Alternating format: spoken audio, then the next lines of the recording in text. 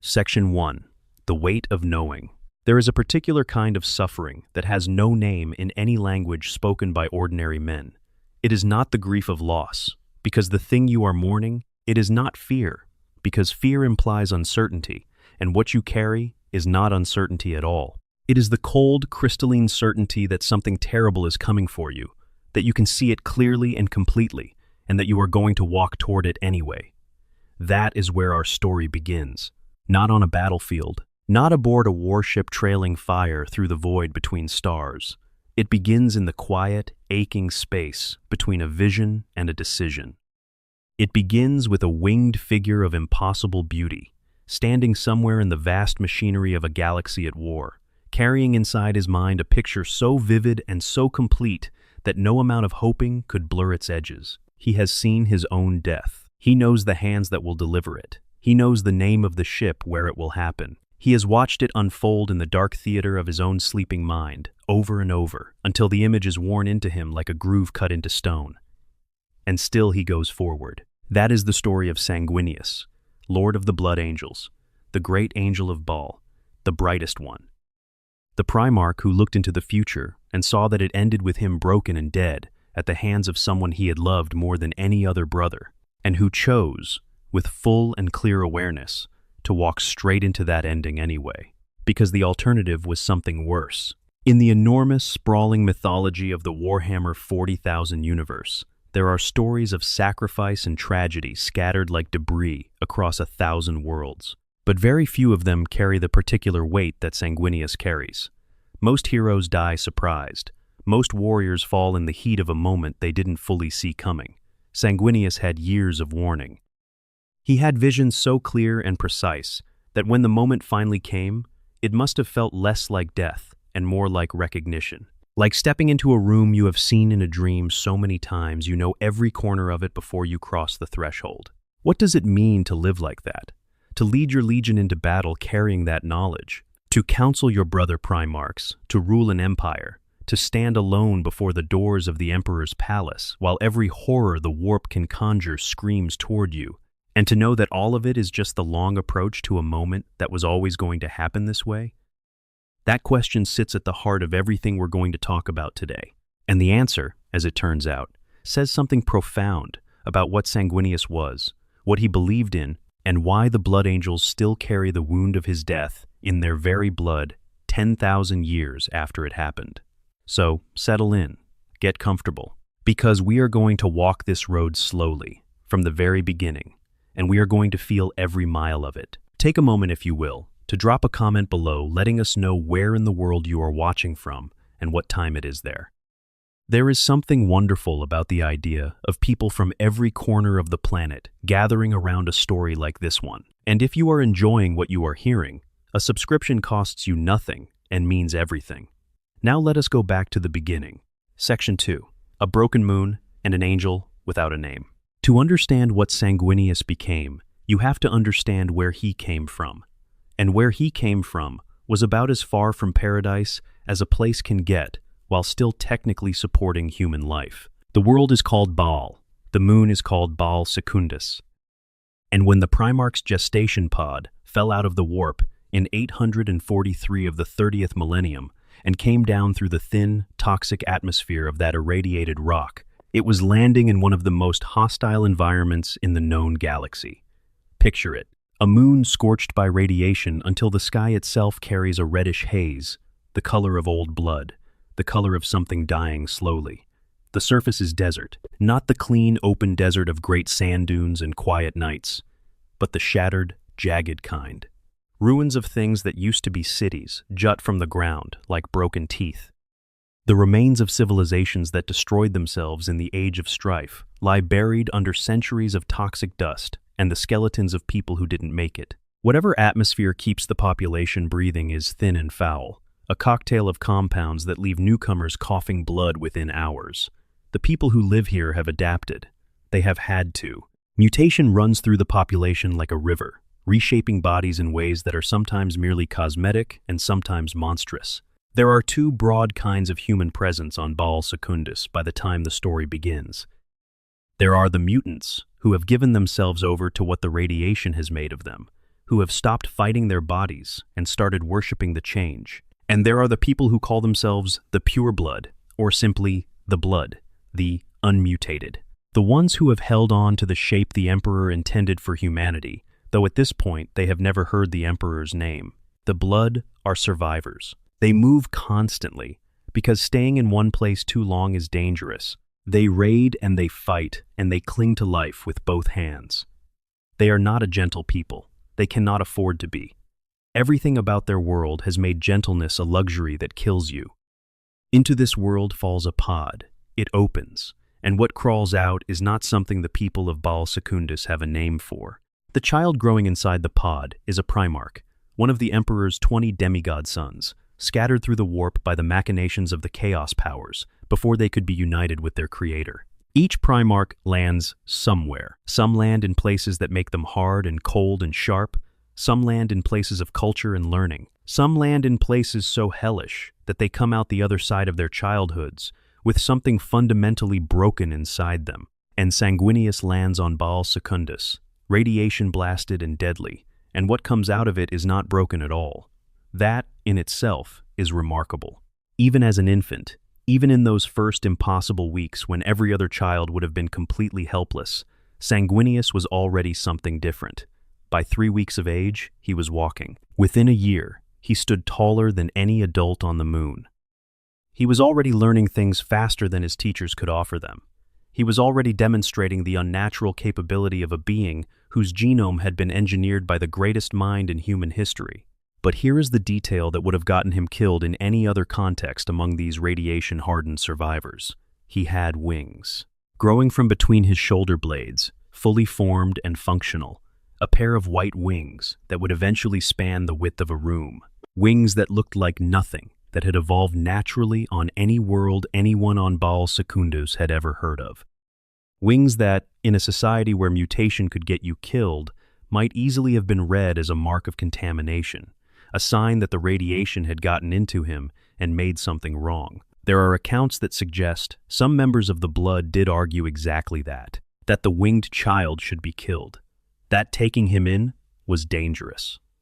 The tribe's leadership looked at him and came to a different conclusion. This was not a mutant. This was something else entirely, something that had never existed before. They took him in, they raised him, and they made, in doing so, one of the most consequential decisions in the history of humanity, because Sanguinius grew. Rapidly, spectacularly, with a speed that even the usual accelerated development of Primarchs would have made astonishing. And as he grew, he began to do things that no one around him could explain. He healed the sick with his presence, not in any mystical way that anyone could pin down, but people who were near him seemed to suffer less. Their wounds closed more quickly, their fevers broke faster. There was something in the quality of being around Sanguinius that made the terrible baseline of life on Baal Secundus fractionally more bearable. He was also, from an early age, terrifyingly effective in combat. Before he was even found by the blood, accounts suggest he had already killed one of the great predators of the moon's surface, a creature called the Baalite fire scorpion, something that adults with weapons tried to avoid. He killed it as a child. By the time the tribe found him, he was already operating at a level that didn't quite belong to the world he had landed in. But the thing that matters most for the story we're telling today, the detail that threads through everything that follows, is that he was troubled by dreams from very early on. Not the ordinary anxiety of sleep, not the restless visions that any mind might produce under the stress of growing up in a death world. These were something else, something more structured, something that felt, to anyone he described them to, less like imagination and more like looking through a window into somewhere real. He saw things that hadn't happened yet. He saw things that would happen. He saw shadows of events that were still years away. He saw, in fragments and partial glimpses that he could not control or direct, the shape of a future that was coming toward him whether he wanted it or not. The people of Baal Secundus had a name for this, or something like it. They called it sight, the ability to see what ordinary eyes couldn't. And in a world where survival often depended on being able to read danger before it arrived, sight was not a curse.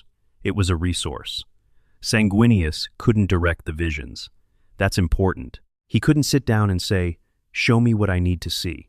They came to him uncontrolled, often in sleep, often at the edges of his attention.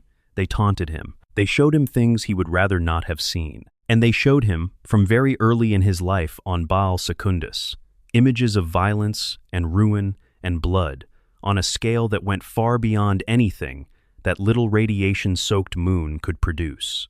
He was seeing the galaxy. He was seeing the future of humanity. He was seeing things that wouldn't make sense for years, for decades, for his entire life, up to the moment when they finally resolved into something he could understand. And somewhere in those early visions, though he may not have been able to name it yet, he was seeing the last scene, the one that would end him, the one that showed him, with a clarity that only deepened as the years passed, the moment of his own death. But that was far away. For now, there was Baal Secundus to deal with. There were mutant hordes to fight. There was a tribe that had chosen to believe in him, and he was not the kind of being who could leave that trust unreturned. He led the blood in the wars against the mutant factions that dominated the moon, not as a tyrant, not as a warlord, in the way that other warriors in this universe tend to wear the title. He led the way a shepherd leads, with presence, with wisdom, with the understanding that the people behind him were not tools but lives he was responsible for. He fought with devastating effectiveness, his Primarch's body performing feats that left his companions simultaneously grateful and slightly awed. But after the battles, he came back to them. He learned all their names. He remembered the details of their individual lives. He governed the affairs of the community with patience and judgment that no one, even in the best of circumstances, would have expected from someone who was still, technically, very young. The blood stopped trying to explain him. They simply called him what the evidence of their own eyes suggested he was: an angel, a divine messenger from some higher power, something that had been sent to them.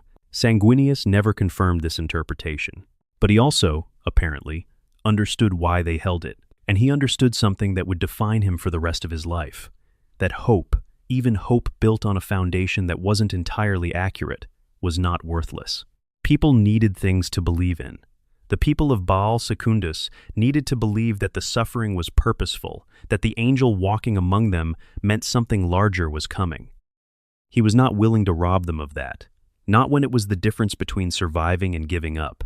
He transformed Baal Secundus. He did not conquer it by force of arms alone, though by the time the Emperor found him, he had already secured the moon against external threats. He transformed it through the slower, more demanding work of building something that worked.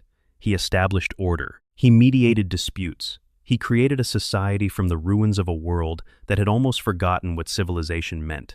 And he was worshipped, not because he demanded it, but because the people couldn't help it.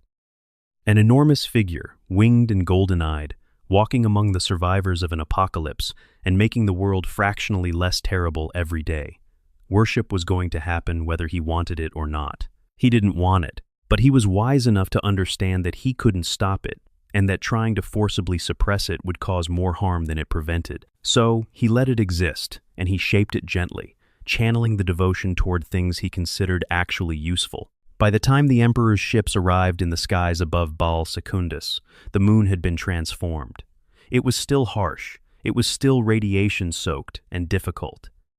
But it was a place where people lived with something approaching dignity, with structures that would endure, with a sense that tomorrow was worth working toward.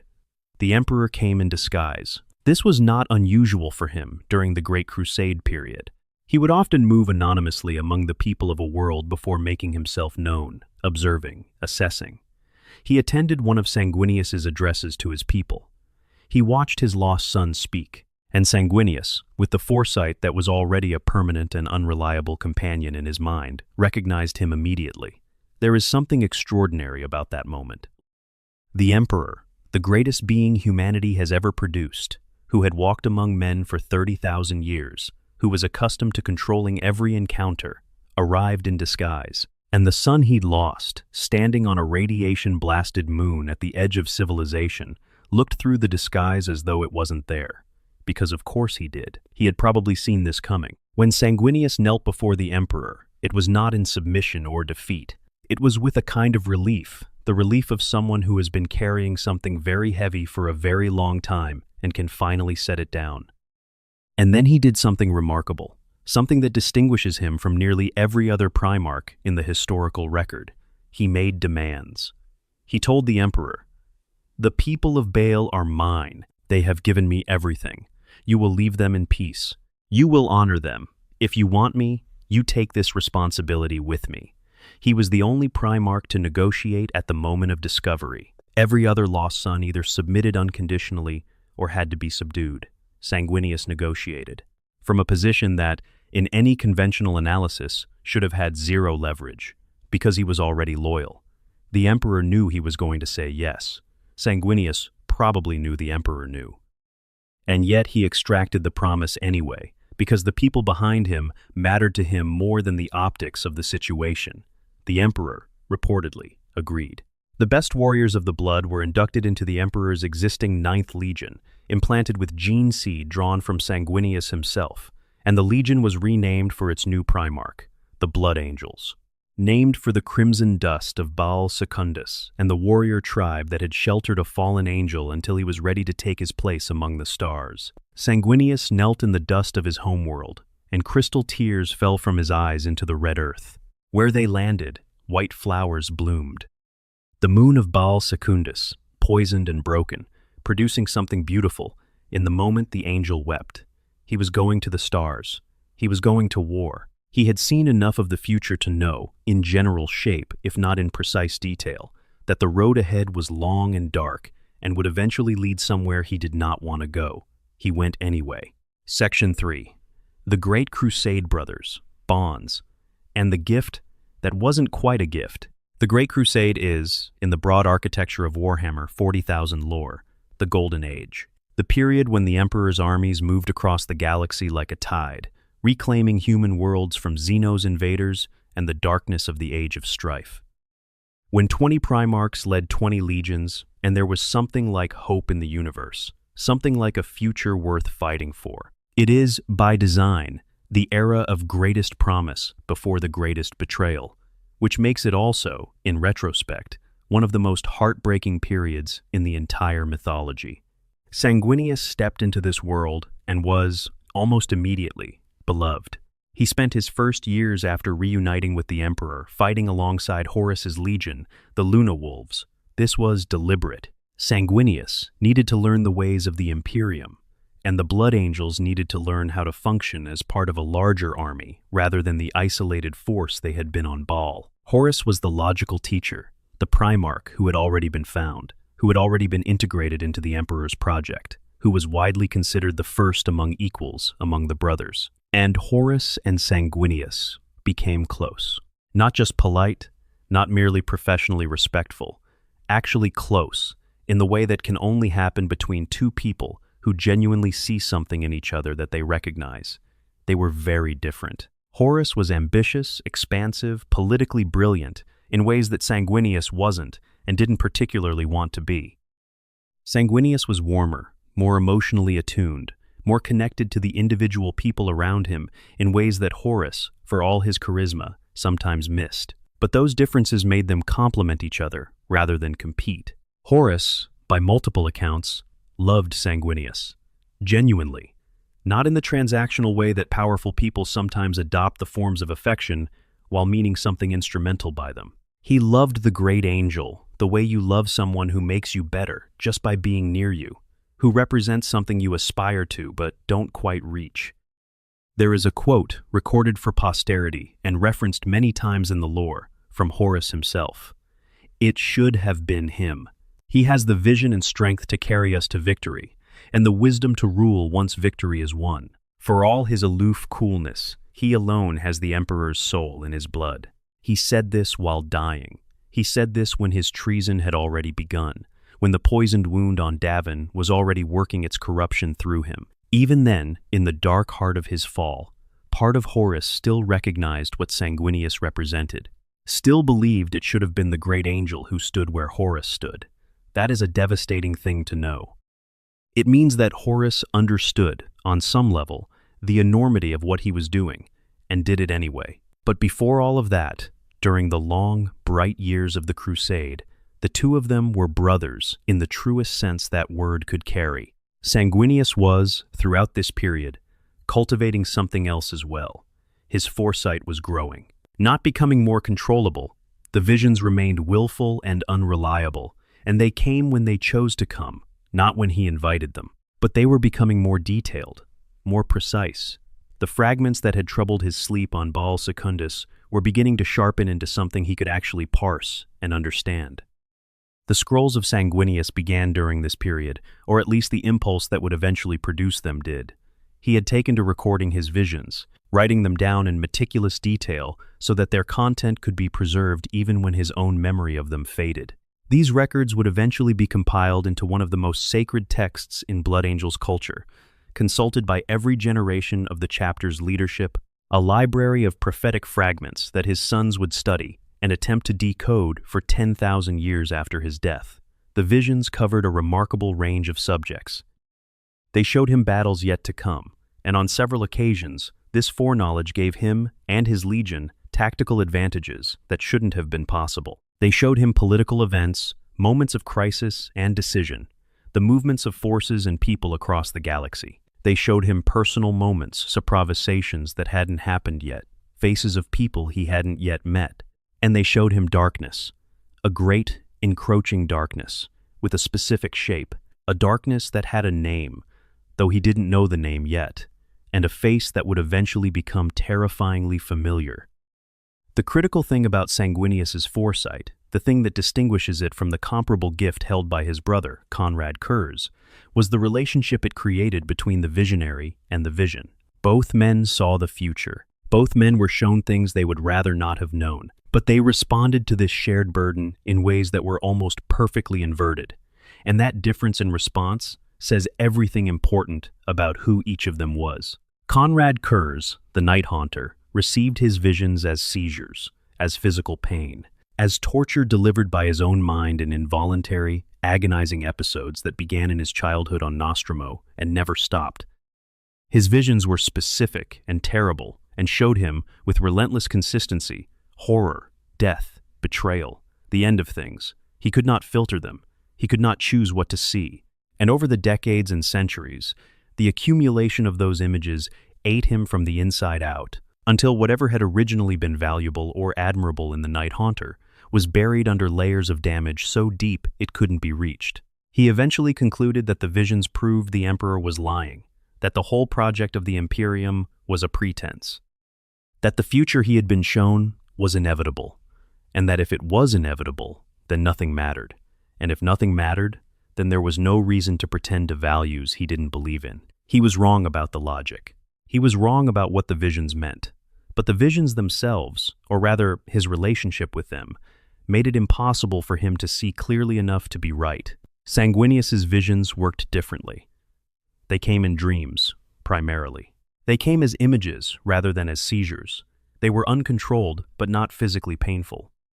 And while they showed him dark things, terrible things, things that haunted him and cast long shadows over his thinking, they also showed him other things, moments of beauty, victories, connections, the full range of what was coming, not just the worst of it.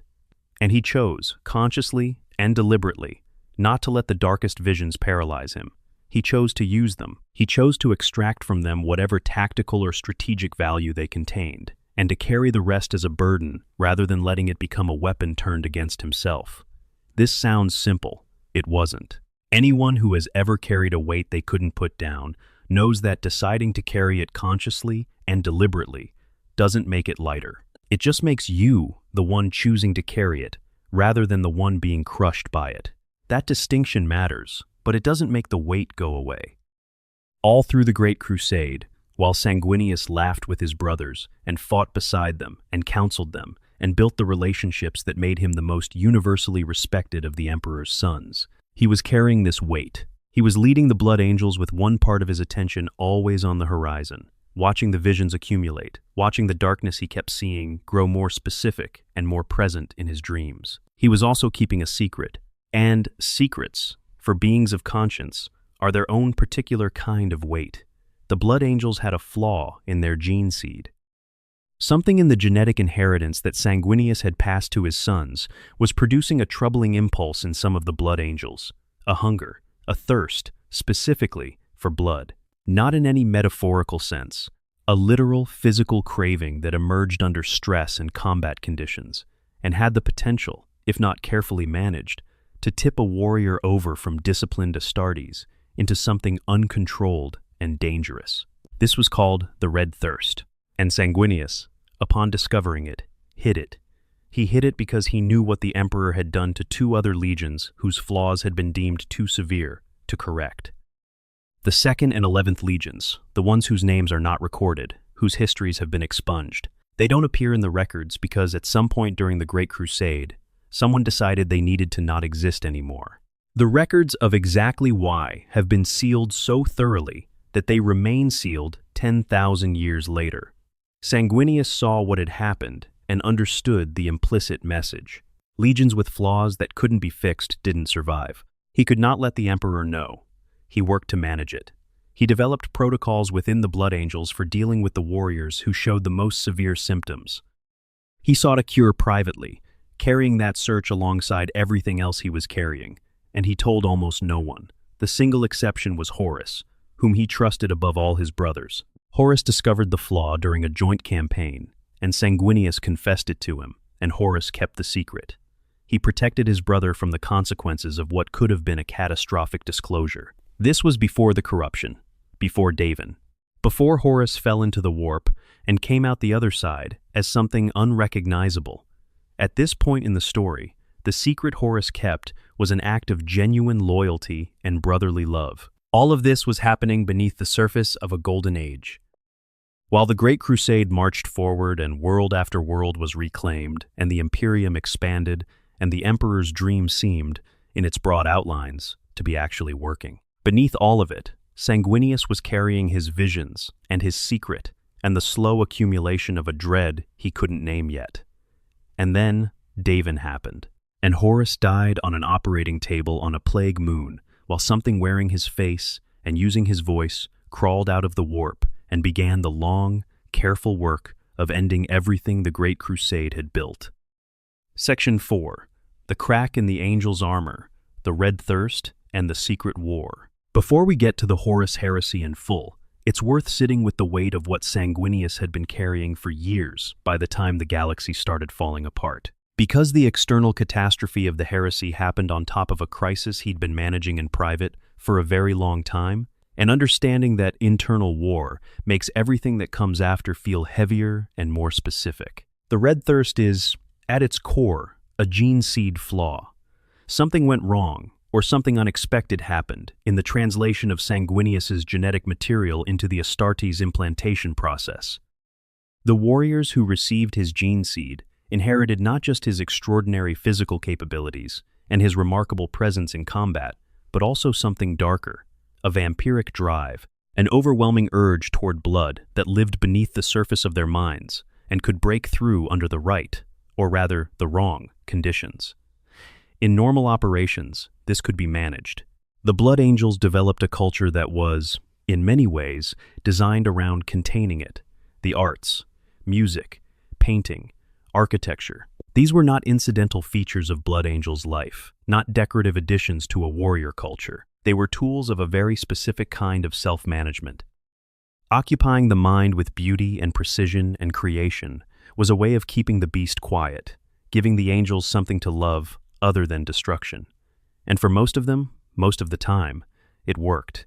The Blood Angels became known across the legions and across the Imperium as remarkable warriors who were also genuinely cultured, genuinely capable of sensitivity and emotional range that most of their kind had little time for. They were admired, they were trusted, they were considered, by most who encountered them, as among the finest products of the Emperor's genius. The terrible irony, the thing that makes the flaw so specifically cruel, is that the qualities that made Sanguinius's sons dangerous were the same qualities that made them extraordinary. The intensity that produced the Red Thirst was the same intensity that made them fight with a ferocity and commitment that few enemies could match. You could not have one without the other. They were the same thing, operating in different registers. Sanguinius knew this. He had thought about it a great deal. He had thought about what it meant that his sons carried this inside them, what it said about what he had given them. He felt responsible in a way that went beyond the rational assessment of the situation. The logical answer was that the gene seed process was imperfect, that all legions had their variations, that the flaw was manageable. The emotional reality was that he had done this to them. They had his blood. The darkness in them was his darkness, inherited and amplified. A warrior who had succumbed too severely to the red thirst was sometimes executed. By Sanguinius himself. He did not delegate this. He considered it his responsibility, the direct consequence of what his genes had done to these men, and he would not make someone else carry it. Think about what that means. The great angel, the most beloved of the Primarchs, standing in judgment over his own sons, and sometimes carrying out the sentence with his own hands, not out of cruelty, out of a sense of responsibility so total that he could not look away from the cost of what he was. And then the visions got worse. Not gradually, not in the slow escalation of a tide coming in, but in the sudden sharpening of an image that had been blurry for years and now snapped into focus with horrible precision. Horus was alive, or something that had been Horus was alive, risen from whatever had happened to him on Davin.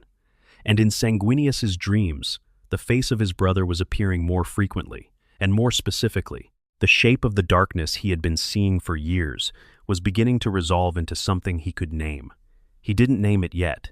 He didn't want to name it, because naming it would make it real in a way that carrying it in the indeterminate space of an unconfirmed vision did not. He counseled Horus. He watched his brother move through the post-Davin period with the careful eyes of someone who sees more than they let on and is trying to reconcile what they see with what they hope. He told himself there were other explanations. He tried to believe the things Horus was telling him. The foresight, that cruel and uncontrollable companion, was not letting him believe them. And then the order came. The Blood Angels were to deploy to the Cygnus cluster, a star system that Horus reported had been overrun by Xenos, the Nephilim, dangerous creatures that the Blood Angels had encountered before. Sanguinius and his entire legion were needed to cleanse the system. He went. Because Horus asked him to. Because he still loved his brother enough to trust the request on its face. Because the part of his mind that had been watching the visions accumulate, that had been silently preparing for something terrible, was not quite ready to speak what it suspected out loud. In retrospect, that decision, to go to Cygnus when the visions were already darkening and specific, is one of the most human moments in the entire Sanguinius story. He had power that ordinary people didn't have. He could see fragments of the future, but he was not, in the end, immune to the desire to believe that the person he loved most was still who he had believed them to be. He chose hope over evidence, just this once, just until the evidence became impossible to ignore. The evidence, as it turned out, was not going to let him wait very long. Section 5. Cygnus Prime into the Daemon World. The Cygnus Cluster was a densely populated trinary star system, 7 hive worlds and 15 inhabited, heavily industrialized moons, all of them centers of human civilization that had been part of the Imperium for decades, the kind of place that you would consider secure, a pillar of the Imperium's infrastructure in that part of the galaxy. It was a demon world when the Blood Angels arrived. Every single human being in the system had been sacrificed or corrupted or consumed. The planets themselves had been warped by the infusion of chaos energy until the barrier between the material universe and the warp was thin enough that things from the other side simply walked through. Not just demons lurking at the edges of reality, but a full-scale demonic conquest of an entire star system. Horus had sent his most beloved brother and his most beloved brother's entire legion, over 120,000 Blood Angels and hundreds of ships, into this. He had not sent them to cleanse Xenos. He had sent them to die, or to be broken and corrupted and turned into something that served the ruinous powers. Either outcome would have removed them from the board at the critical moment when the heresy was about to begin in earnest. Horus wanted Sanguinius gone, and this was his chosen method. The moment the Blood Angels' fleet entered the Cygnus system, the full horror of what had been done became apparent. The first planet they investigated detonated into chaos runes when they got too close. The second was overrun with monstrosities. The population of the system was dead or worse. It was not a rescue mission. It never had been. Sanguinius knew, in that moment, with a certainty that went beyond suspicion and landed squarely in heartbreak, that his brother had sent him here to destroy him.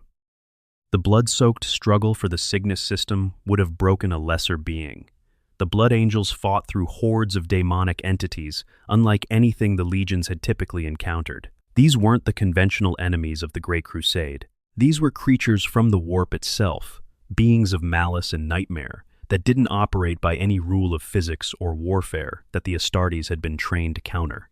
It was on the battlefield of Cygnus Prime itself, storming the Cathedral of the Mark, a terrible fortress built from the bones of the dead system's population, that Sanguinius met Kabanda. Kabanda is a bloodthirster, a greater daemon of Khorne, the blood god, one of the most powerful entities in the pantheon of chaos.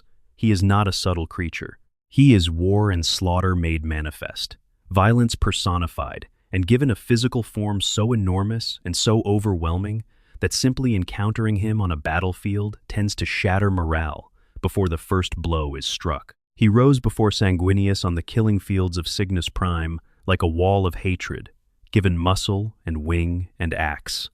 And the first thing he said to the great angel was remarkable. He called him brother, not in mockery, though there was mockery in it, as a statement of a terrible fact: two winged beings. Two creatures defined by their relationship to violence and blood. Kabanda saw something in Sanguinius that he recognized. He also told him the truth. He told him that Horus had sent him here. He confirmed the betrayal that Sanguinius had been trying not to name for months. And then he tried to kill him. The fight that followed was devastating. Sanguinius was among the deadliest warriors that had ever existed, and he fought with the full fury of a Primarch who had just been told that his closest brother had deliberately sent him to his death. He drove his sword into the bloodthirster's chest. He wounded a greater daemon, something that should not have been possible for any being not itself drawing on forces beyond the material. But Kabanda caught him, a whip lashing at his legs, and suddenly Sanguinius was falling, his legs crushed in the daemon's coils, and then the flat of an enormous axe hit him, and he was on the ground, stunned and helpless, looking up at the bloodthirster towering over him. Kabanda did not kill him. He chose, instead, to demonstrate the depth of his malice in a different way. He turned. He swept across the battlefield, and in a single terrible pass, he slaughtered 500 Blood Angels. 500 of Sanguinius's sons, killed in moments, while their Primarch lay on the ground, unable to intervene. The psychic backlash of that mass death hit Sanguinius like a physical blow. The blood bond between a Primarch and his sons meant that when 500 of them died in rapid succession, the shockwave tore through him with a force that knocked him unconscious. What woke up in his sons was the red thirst, in its fullest, most uncontrolled form. The Blood Angels did not distinguish between enemy and ally in the madness that followed. They charged into the daemon horde with a fury that had nothing rational left in it, a berserker's rage that burned through everything in front of them, regardless of insignia or allegiance. Space wolves who were attached to the Blood Angels' fleet, word-bearers who had betrayed them, cultists, daemons. It didn't matter. Anything that moved was the enemy. This was the first outbreak of what would eventually be called the Black Rage. The shadow of Sanguinius's death imprinted into his gene sons in a form that would never fully leave them. The red thirst had always been a flaw that required management. But this burning, consuming, indiscriminate fury, triggered by psychic connection to catastrophic loss, this was something else. Something that Sanguinius would recognize when he woke as a wound that went deeper than any physical injury. He did wake. The Legion librarians, using abilities that technically violated the Council of Nicaea's prohibition on psyker activities, found a way to reach through the unconscious Primarch and bring him back. It took considerable time. It left considerable damage. His legs were already shattered. He'd been unconscious for an unknowable span. He came back to awareness to find his sons still fighting with a ferocity that wasn't entirely under control, and the Cygnus system still full of nightmares. And he did the thing that defines him. He got up. He fought Kabanda a second time, wounded and barely recovered. And this time he drove the bloodthirster back through a portal into the warp, banishing him with a fury that had everything in it. The rage of a Primarch, the grief of a father, and something colder beneath both. The knowledge that his brother had done this to them. In the aftermath, as the Blood Angels systematically and brutally purged the Cygnus system of every demon and cultist they could find, Sanguinius confronted Kairos, the perverse, the keeper of secrets, who had ruled the system and orchestrated its corruption. And Kyrus made him an offer, the red thirst, the flaw. Kyrus offered to cure it. If Sanguinius would sacrifice himself to the rage fire, a psychic construct at the heart of the daemon's power, the red thirst would be lifted from his sons permanently. Think about that offer for a moment. Everything Sanguinius had spent years hiding, the flaw he feared would doom his legion, the darkness he had carried in private for decades because he couldn't risk the Emperor discovering it, this was being offered back to him as a solution. All it cost was himself, which was, for a being like Sanguinius, nearly the definition of an acceptable price he was about to accept. He had already moved toward the rage fire when an apothecary named Meros stepped forward. Meros threw himself into the rage fire instead. He died, transformed into something monstrous, a being of red flame that chose to burn itself out rather than let its Primarch pay the cost. He was transmuted, in that sacrificial moment, into something that would eventually be known by another name, an entity that would appear at key moments in Blood Angel's history going forward, a golden guardian of impossible origin, the Sanguinor, the mysterious golden figure who appears, occasionally, when the Blood Angels are in extremis, whose true nature is never quite confirmed, but whose connection to the events on Cygnus Prime is strongly implied by everything we know. Sanguinius was left without the cure he had almost bought, left with his sons, still carrying the flaw now more visible than ever, the first black rage having already erupted once, left with the confirmed knowledge of his brother's betrayal, and left with visions that were, now, sharper, and more specific, and more unignorable than they had ever been. He beheaded Kyrus. He led the cleansing of the Cygnus system. He recorded the casualties, which were staggering, and he set course for Terra, because the heresy was real now, and the Emperor needed him. But the ruin storm was waiting. Section 6.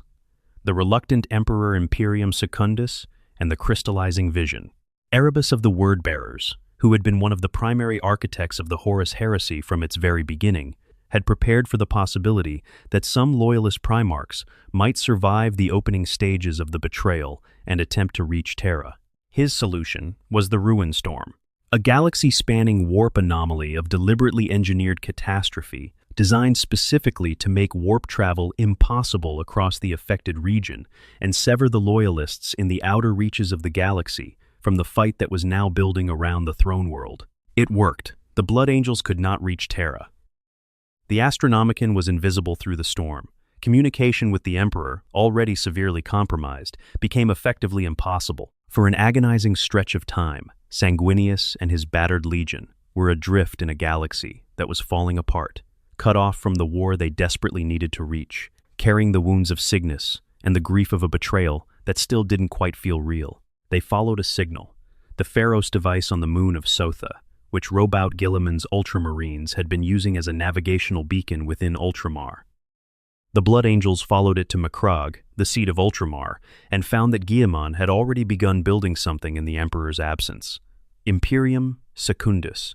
The idea was pragmatic, and, depending on how you look at it, either deeply wise or deeply misguided. Guilliman, facing the reality that Terra might have fallen and the Emperor might be dead, decided that the Imperium couldn't simply stop existing. The infrastructure had to be maintained. The war against Chaos and Xenos had to continue. If there was no Imperium, then what were they fighting for? He would build another one, a contingency empire centered on Ultramar, and it would hold the line until it became clear what had happened to the original. He needed someone to lead it, and that someone, as Guilliman saw it, had to be Sanguinius. The logic was sound, if deeply uncomfortable for its subject. Among all the Primarchs, Sanguinius was the one most widely trusted, most universally respected, most instinctively seen as embodying the qualities the Emperor himself was supposed to represent. His wisdom, his compassion, his commitment to something larger than personal ambition. If there had to be a Regent Emperor in the Emperor's absence, there was only one candidate who wouldn't be immediately suspected of using the role to advance their own position. Sanguinius didn't want it. His reluctance was genuine and complete. He didn't want power. He had never wanted power. What he had wanted, on Baal Secundus, was to help the people around him. What he had wanted in the Great Crusade was to help build something that would endure. The title of Imperator Regus, Regent Emperor of the Imperium Secundus, was the opposite of what he wanted, which was to be on a ship heading for Terra to stand by his father. Guilliman convinced him. The Lionel Johnson arrived with the Dark Angels and added his weight to the argument. Sanguinius accepted, with a sorrow that you can still detect in the secondary accounts of this period, and took up the position of ruler of a contingency empire he hoped he would never need, and the visions intensified. He was plagued, during his time as regent of the Imperium Secundus, by visions so clear and so specific that he had stopped being able to tell himself they were anything other than true. The darkness had a face now. It had a name. It had a setting, the bridge of a massive warship, the Vengeful Spirit, a ship that had once been one of the most recognizable vessels in the Loyalist fleet and was now something else. Something that had been soaked in chaos for long enough that the ship itself was corrupted. He saw himself there. He saw Horus there. He saw how it ended. And then Conrad Kurz arrived in his throne room. Kurz, the Night Haunter, had been loose in the space around Macragge, spreading terror and committing his particular brand of violence against the Imperium Secundus's infrastructure and population in the manner that had always been his signature. He was brought to ground eventually, captured by the Lion after a brutal confrontation. But before that, he got to Sanguinius. He slipped past all the security. He appeared in the throne room. He wounded Azkalon, the commander of the Sanguinary Guard, Sanguinius's most elite bodyguard. And then he told Sanguinius things he already knew and asked him questions that had no good answers. He told Sanguinius he had seen the same vision, the Vengeful Spirit, the final encounter. He described it with the terrible specificity of Kurz's foresight, confirming every detail that Sanguinius had been carrying. And he asked, why? Why, knowing what you know, do you still serve the Emperor? Why, knowing what he has made you and what he has sent you toward, do you still believe in him? Sanguinius's answer was not a denial of the vision. He didn't claim that Kurz was wrong, that the future could be different. He said something that cuts to the heart of who he was and what separated him from the Night Haunter. He said that the future being what it was did not change what he believed in. The certainty of his death did not change the value of what he was trying to protect. This is the moment. If there is a single moment in the Sanguinius story where the soul of the character becomes completely legible, that moment is it. The man knows he is going to die. He knows how. He knows when. He is not deluded about any of it. And he has concluded that this knowledge does not constitute an argument against continuing to be who he is. Kurz had looked at the same kind of information and concluded that it proved nothing mattered. Sanguinius looked at it and concluded that it proved the opposite, that everything mattered, that every choice you made on the way to your inevitable ending was significant, that the ending did not erase the journey. He offered Kurz one more chance to come back, to find redemption, to walk a different road. Kurz declined, triggered an explosive, and escaped. But before he left, he confirmed something that was actually useful. His own prophesied death at the hands of an imperial assassin was proof that the Emperor was still alive. Because if the Emperor was dead, there was no imperial assassin to deliver the death sentence that Kurz had been shown. Sanguinius recognized immediately that the same logic applied to his own vision. If his death at Horus's hands was real, then Horus was real, the Vengeful Spirit was real, the Siege of Terra was real, and the Emperor was still out there. The Lion, arriving just in time to prevent what might otherwise have been an execution, agreed. Kurz's foresight was enough to establish the Emperor's survival. The Imperium Secundus project could wind down. They could attempt what had seemed impossible. They could try to reach Terra through the ruin storm. Sanguinius, now carrying the certainty of his death as a confirmed fact rather than an unresolved vision, began preparing for the journey back to his father. Section 7.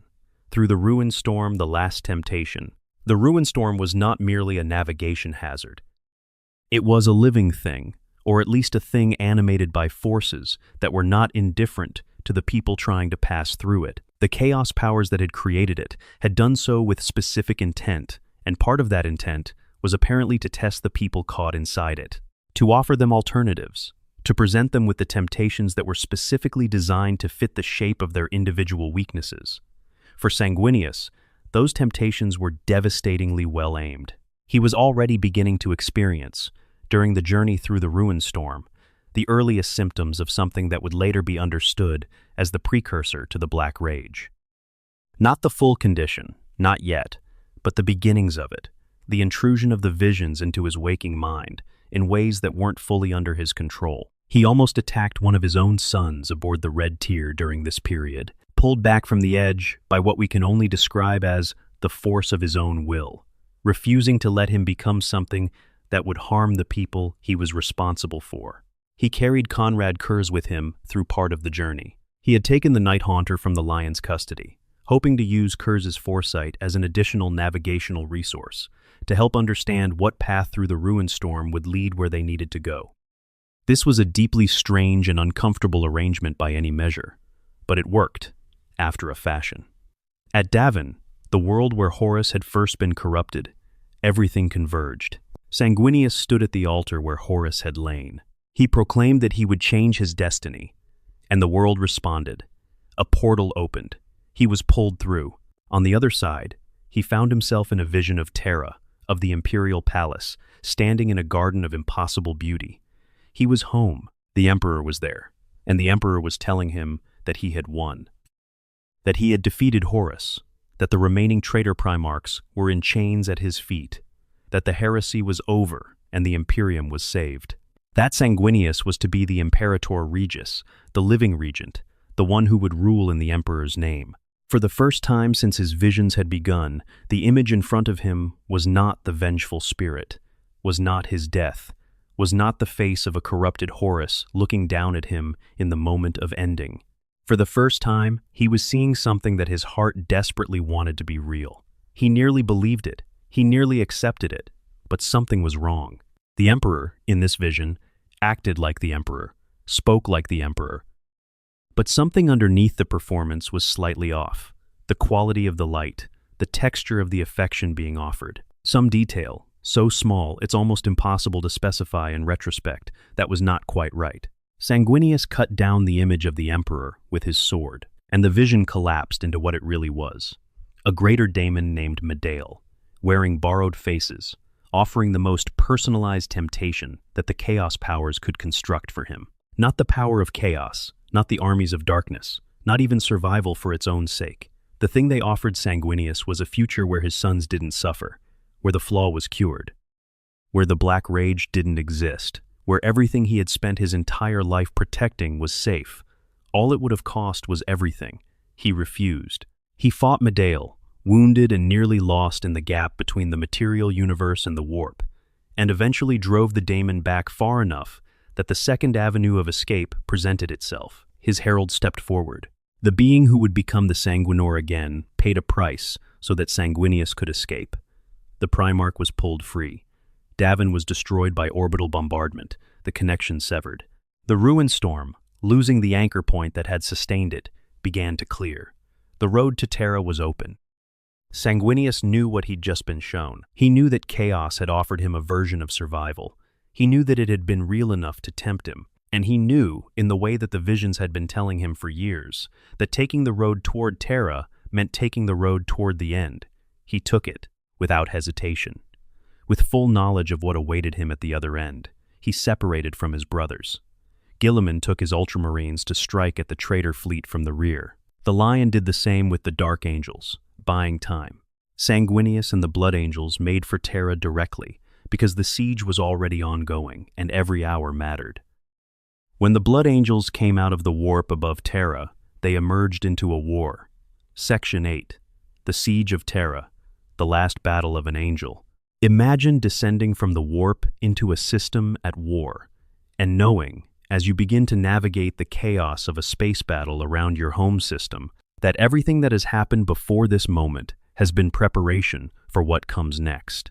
That the years of crusade, the horror of Cygnus, the long, slow, terrible journey through the ruin storm, and the political weirdness of the Imperium Secundus, all of it has been the approach to this.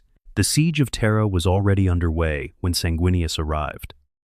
Horus's forces had been hammering the Imperial Palace for weeks. The planetary defenses had been ground down. The outer walls were compromised. Inside the vast continent fortress of the Imperial Palace, Rogel Dorn and the remaining defenders had been doing what Dorn did best, building the most efficient possible use of the space available, and making every attacker pay maximum cost for every meter gained. The Blood Angel's arrival changed the calculus. Not enough to end the siege, not even enough to stabilize it completely, but enough to give the defenders room to breathe. Sanguinius stepped into the role of organizer and commander of the final defense, with the experience of everything that had come before: the Crusade, Cygnus, the Ruin Storm, the Imperium Secundus. All of it had been refining his capacity for exactly this moment. He did things during the Siege of Terra that are spoken of in hushed and reverent tones in Blood Angel's culture for every generation afterward. He brought down a warlord titan, the largest class of god engine that the Imperium fields, a walking fortress that stands dozens of meters tall and carries weapons capable of leveling city blocks, and he brought it down personally. He flew to its head and tore it apart. When the 3 Warhound Titans accompanying it saw what he'd done, they turned and ran. The sight of a Primarch killing a Titan with his bare hands and a blade while wearing wings of white was apparently enough to make even war machines reconsider their strategic priorities. He held the line at Gorgon Bar against an Iron Warrior's assault that should have broken through. He coordinated the defense of the entire southeastern approach of the palace in ways that preserved force strength for the final confrontation that he knew was coming. And during this period, something new was happening to his visions. He was receiving real-time psychic impressions from other Primarchs. He was seeing, briefly and chaotically, but unmistakably, through Angron's own eyes. He knew what Angron was seeing, because he was briefly seeing it too. He used this to give Dorn tactical information that couldn't have been obtained any other way. It was also deeply unsettling, because one of the things he was seeing through Angron's eyes was the vast burning fury of a Daemon Primarch who had been sent here specifically to kill him. Kabanda came again. Of course he did. The bloodthirster who had shattered his legs on Cygnus, who had slaughtered 500 of his sons and triggered the first Black Rage, was waiting for him at the Eternity Gate, the final entrance to the inner sanctum of the palace, the last door between Horus's armies and the Emperor's throne. The duel they fought was in the air above the armies, witnessed by everyone on both sides. Sanguinius, exhausted from weeks of siege warfare, battered from everything that had come before, still wounded in ways that had been accumulating since Cygnus.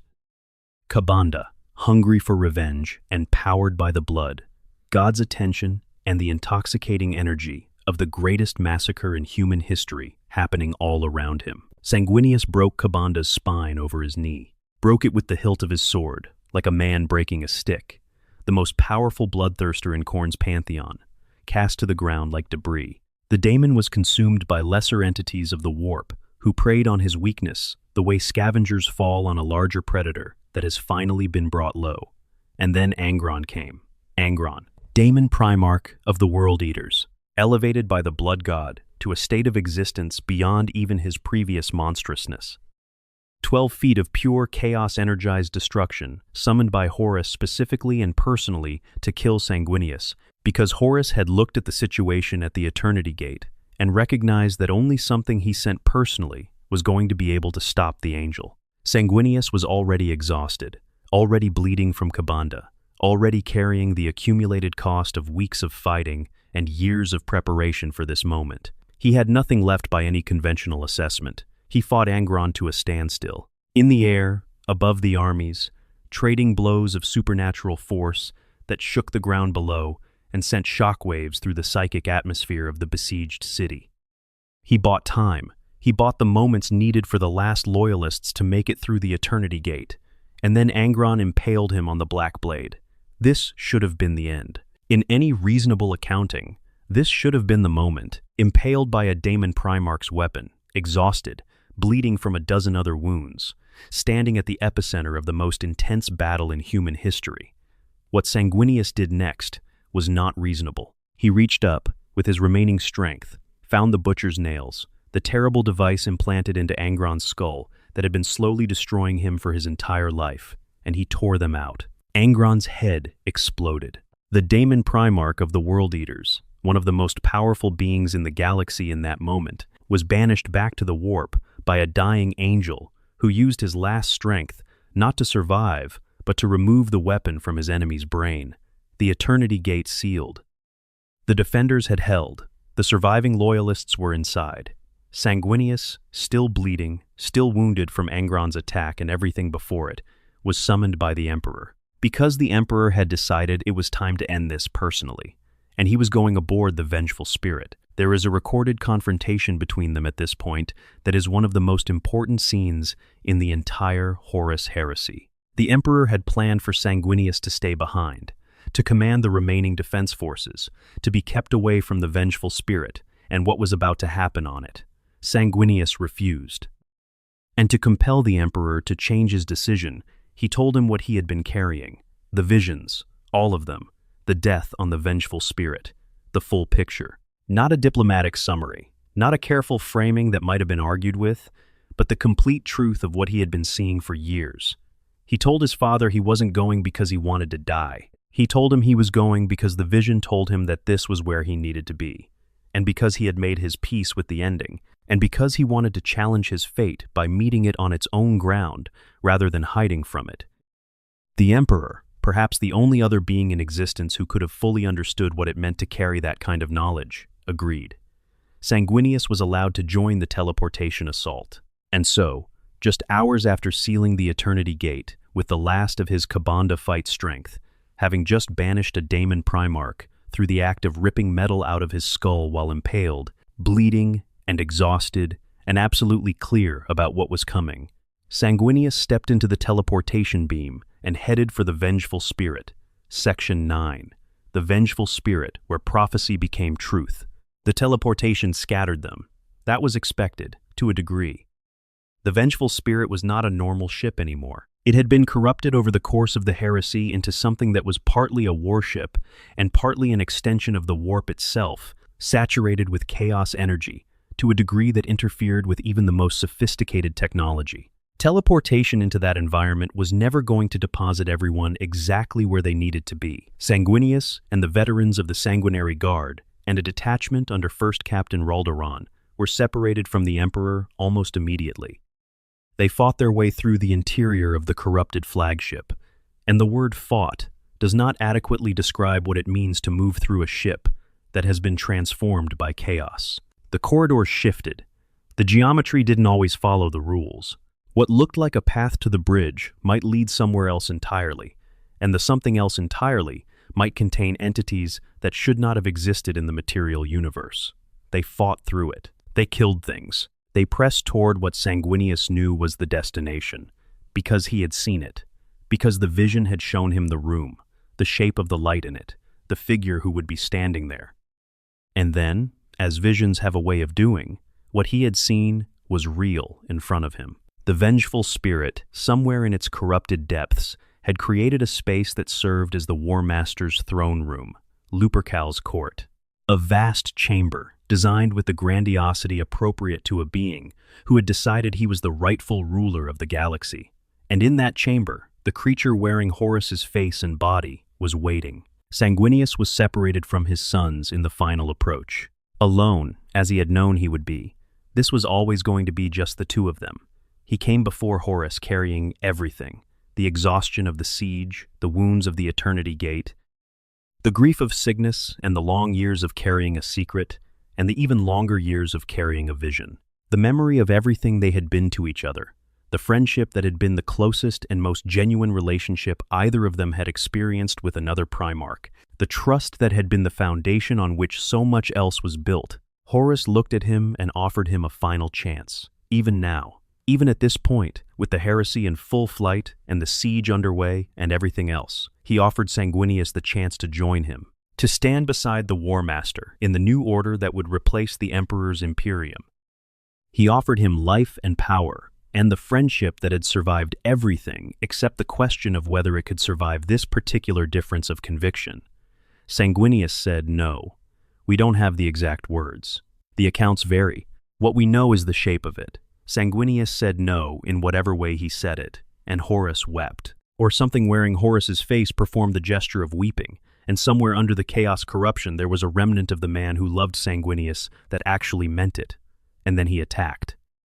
The duel between Horus and Sanguinius aboard the Vengeful Spirit is, by any measure, one of the most dramatically significant personal combats in the entire Warhammer 40,000 mythology. Two Primarchs, who had once been closer than brothers, one of them at the absolute apex of his power, elevated by the favor of 4 Chaos gods to a state of physical and metaphysical capability that may have made him the most powerful individual being in the galaxy at that moment. The other, exhausted, wounded, carrying the weight of everything described in this script, and fighting with complete foreknowledge that it wasn't going to go well.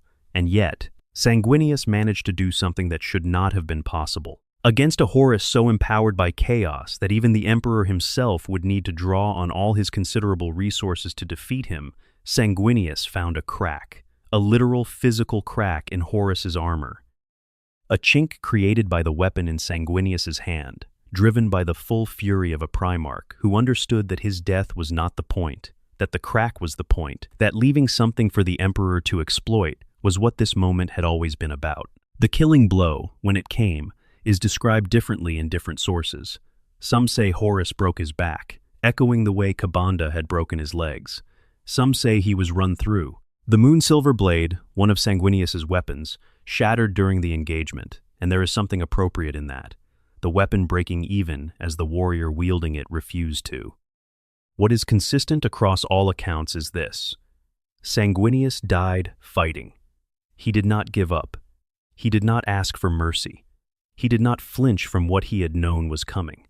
The Emperor arrived shortly after. He found his son's body arranged in a posture that the accounts describe as cruciform, which is not an accident of description. There are images in Blood Angel's art, in the iconography of the chapter, in the stained glass of 10,000 chapels built in Sanguinius's name across the galaxy, where this image recurs. The angel displayed as a martyr, arranged in the shape of sacrifice, taken down by hands that had once been his brothers. The Emperor looked at his dead son, and then he turned to face Horus. We know what happened next. The Emperor destroyed Horus, stripped him from reality so completely that not even his soul remained in the warp to torment the living. Destroyed himself in the process, or rather reduced himself to the barely alive state that would require the Golden Throne to sustain, leaving humanity with an emperor who was simultaneously present and absent for every year of the next 10 millennia and beyond. What made it possible, what gave the emperor the opening, was the crack in Horus's armor, the crack that Sanguinius made with his dying hands. The great angel predicted his own death. He walked into it with open eyes, and in the act of dying exactly as he had foreseen, he made the death of Horus possible. He turned the ending of his story into the beginning of the Emperor's chance at victory. Section 10. The Black Rage. The death that never ends. The moment Sanguinius died aboard the Vengeful Spirit, a shockwave moved through the warp. Not the abstract kind of metaphorical shockwave that people sometimes use to describe the emotional impact of significant events. A literal, physical, psychic explosion of energy, generated by the death of a Primarch, amplified by the bond that connected him to over 100,000 genetically linked sons scattered across the planet below and beyond. Every blood angel in the siege of Terra felt it, the ones still fighting on the walls, the ones stationed at defensive positions throughout the palace, the ones who had been managing the terrible ongoing cost of weeks of siege warfare and were barely holding together as it was. They all felt the moment their Primarch died, the way you feel a bone break, the specific and unmistakable sensation of something that was there no longer being there. What happened next was chaos, and not the chaos the traitors had been cultivating. It was something more primal. The Blood Angels went berserk. They charged into the closest enemy, and they did not stop, and they did not care about strategic coherence or tactical positioning, or any of the frameworks that had been holding the defense together. They charged with a fury that had no thought behind it, only the overwhelming need to destroy the enemy that had taken their father. In those terrifying minutes, the fact that they were loyalists actually worked in the Imperium's favor. Most of the things they hit were traitors, but the backlash of Sanguinius's death was not a temporary thing. It was not a grief reaction that would fade. It had sunk into the very gene seed of the Blood Angels, imprinting itself into the genetic material that would be used to create every future generation of Blood Angels warriors, burning a mark into their inheritance that could never be removed. This is the Black Rage, and it is, by any measure, one of the most quietly devastating concepts in the entire Warhammer 40,000 universe. When a Blood Angel or a warrior from any of the successor chapters of the Blood Angels, the chapters derived from the same gene seed, falls to the Black Rage, what happens to them is this. The memories of Sanguinius's final moments, his battle aboard the Vengeful Spirit, the sensation of his wounds, the emotional experience of facing Horus with full knowledge of the ending, all of it floods into the affected warrior's mind and displaces the present. They don't experience the Black Rage as memory. They experience it as reality. They believe, genuinely and completely, that they are Sanguinius, that the Battle of Terra is happening around them right now, that the enemies they are facing are the traitors who killed their father. They fight with everything this conviction gives them, which is a great deal, because the psychic resonance also seems to confer something of Sanguinius's own ferocity, his Primarch's strength and fury, amplified by the emotional reality of the vision. A Blood Angel in the Black Rage is terrifying to face. They feel no pain. They stop for nothing. They are incapable of retreat because they believe they are fighting in the final battle that their Primarch died in, and they refuse to fail in the way he was failed.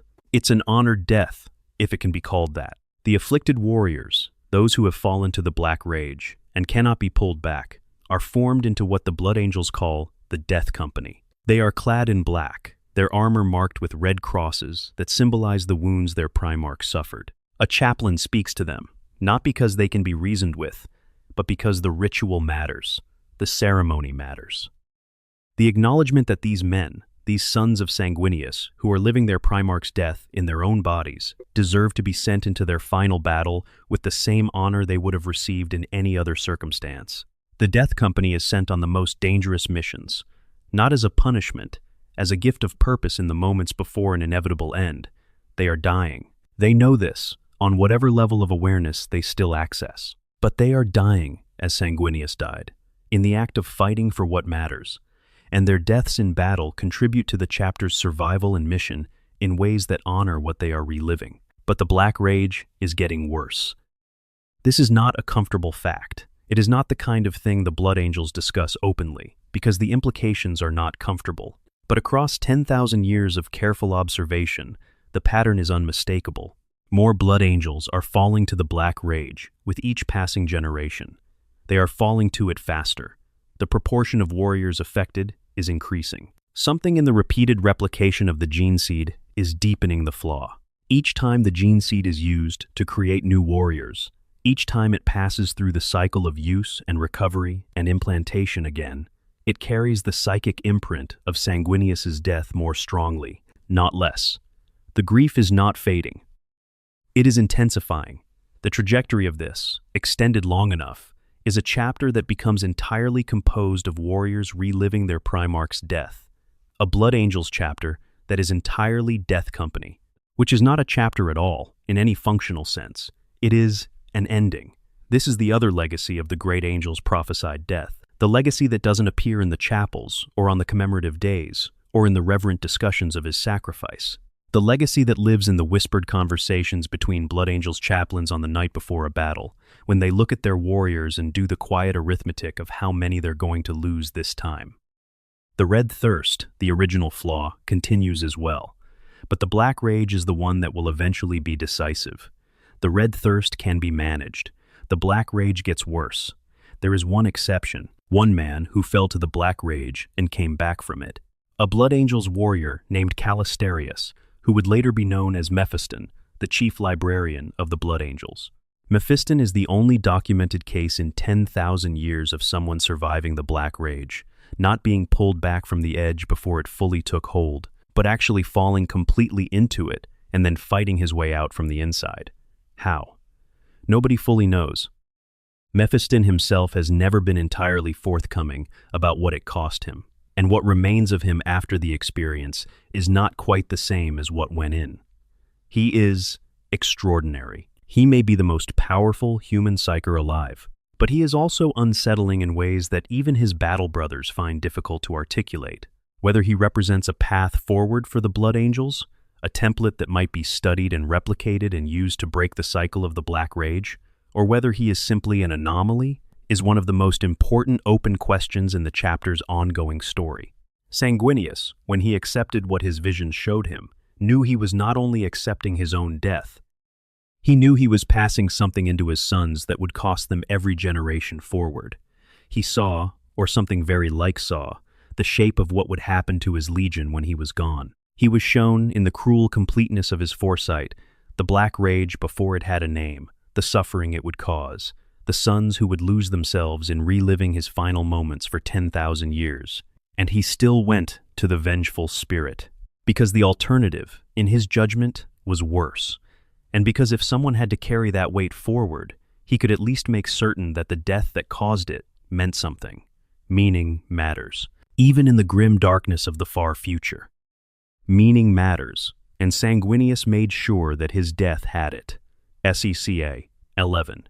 The Golden Sarcophagus, Legacy, Veneration, and the Question of Return. The body of Sanguinius was recovered.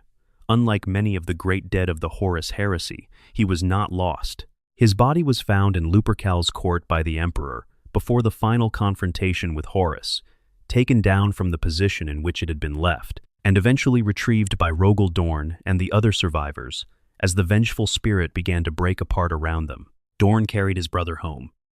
Or rather, the Blood Angels carried him home, to Baal, to the radiation-blasted desert moon, where a boy had once been found by the people of the blood and raised up into something extraordinary. He was laid to rest in what they call the Golden Sarcophagus, deep within a vast tomb built into the heart of the Blood Angels' fortress monastery on Baal.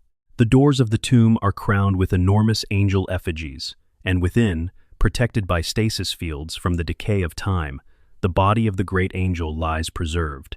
This is where he is, right now. In the current timeline of the 41st millennium, 10,000 years after his death, Sanguinius is in that tomb. His sons know where he is. They guard him. They protect the sanctity of his rest with the same ferocity they would bring to protecting anything else they valued.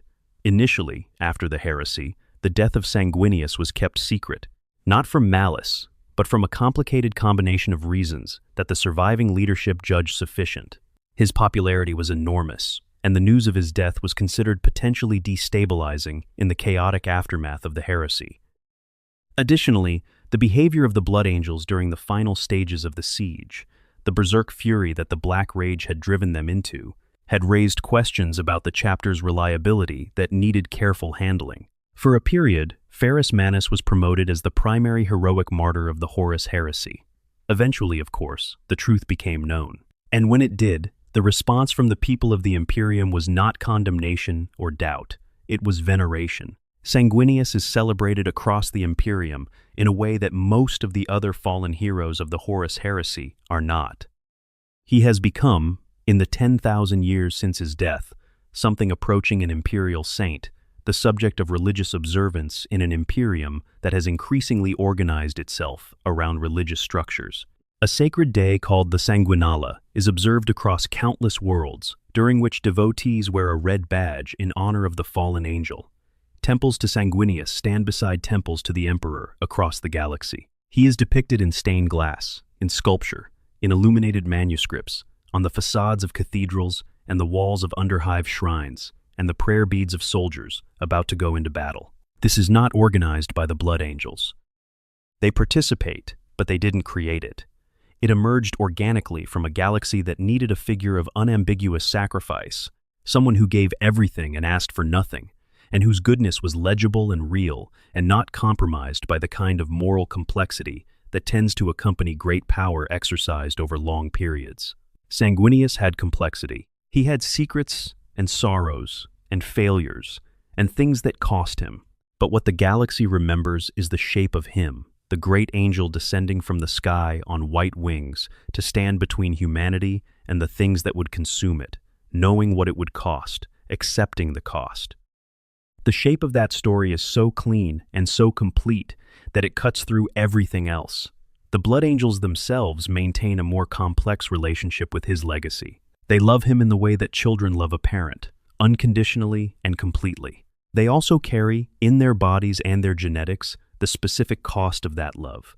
Every time a Blood Angel falls to the Black Rage, they are reliving their Primarch's death. Every time the Death Company forms for a battle, It is Sanguinius's last moments being reenacted. The love and the grief are the same thing for the sons of Sanguinius, inseparable in a way that is true for most relationships of great depth, but rarely in a form this literal and this permanent. There are theories about the future, lore that suggests possibilities that have not yet been resolved. The scrolls of Sanguinius, those records of his visions that are kept in stasis in the librarium of the Blood Angel's Fortress Monastery, contain prophetic fragments that have not yet been matched to events. His sons study them. They look for things he might have seen beyond the heresy, futures that haven't arrived yet, signs of what is still to come. There is speculation, in some corners of the lore, that Sanguinius could return. The precedent established by Robert Guillemot, who was wounded on the sword of Colonnades by Fulgrim, preserved in a stasis field for 10,000 years, and then revived in the time of the Dark Imperium, suggests that the death of a Primarch is not necessarily as final as it might seem. If Guillemot could be brought back, could Sanguinius? Some theorize that the Emperor, on the Golden Throne, has spent 10 millennia working on exactly this question, that the Blood Angels are part of a longer plan, that the golden sarcophagus on Baal contains not just a dead Primarch, but a possibility being held in reserve. This is speculation. The lore does not confirm it. What the lore does confirm is the vision that Sanguinius himself saw on Davin. In the false future, the daemon showed him. A vision where he survived, where he ruled, where the heresy was defeated. He identified it as false because the Emperor in that vision was wrong, because accepting it would have required becoming something he wasn't. But the fact that the vision existed, that the possibility of survival was real enough to be used as a temptation, says something. What it says is not clear. The lore has not yet chosen to answer the question of whether the great angel will return. It holds the question open, which is perhaps appropriate for a story that has been running for decades and shows no signs of reaching a conclusion. What we know for certain is this: the legacy of Sanguinius is immense, specific, and ongoing. His sons still fight. They fight beautifully, they fight desperately, they fight with the knowledge that every battle they survive is a battle their Primarch did not, and that every battle they fight is in some sense the battle he was always fighting. They are marked by him in ways that no other chapter is marked by their Primarch, bound to his story by genetics and psychic resonance, in a way that means his death is never fully in the past for them. He saw all of this, or something like it, the broad shape of what his death would mean, even if not every specific detail. He understood, when he walked aboard the Vengeful Spirit, that he was not just accepting his own ending. He was accepting a responsibility that would extend forward in time further than he could fully see, shaping the lives and the deaths of sons who hadn't been born yet. He accepted it, with full knowledge, with clear eyes, with the same humble, direct, uncomplicated courage that had defined him from the moment the people of the blood found a winged infant in the desert and chose to raise him as their own. Section 12. The Scrolls, the Sanguinala, and how death becomes devotion. There is something quietly extraordinary about the way Sanguinius is remembered in the 41st millennium. We are 10,000 years past his death. The civilization that existed when he died has been through upheavals that dwarf what killed him.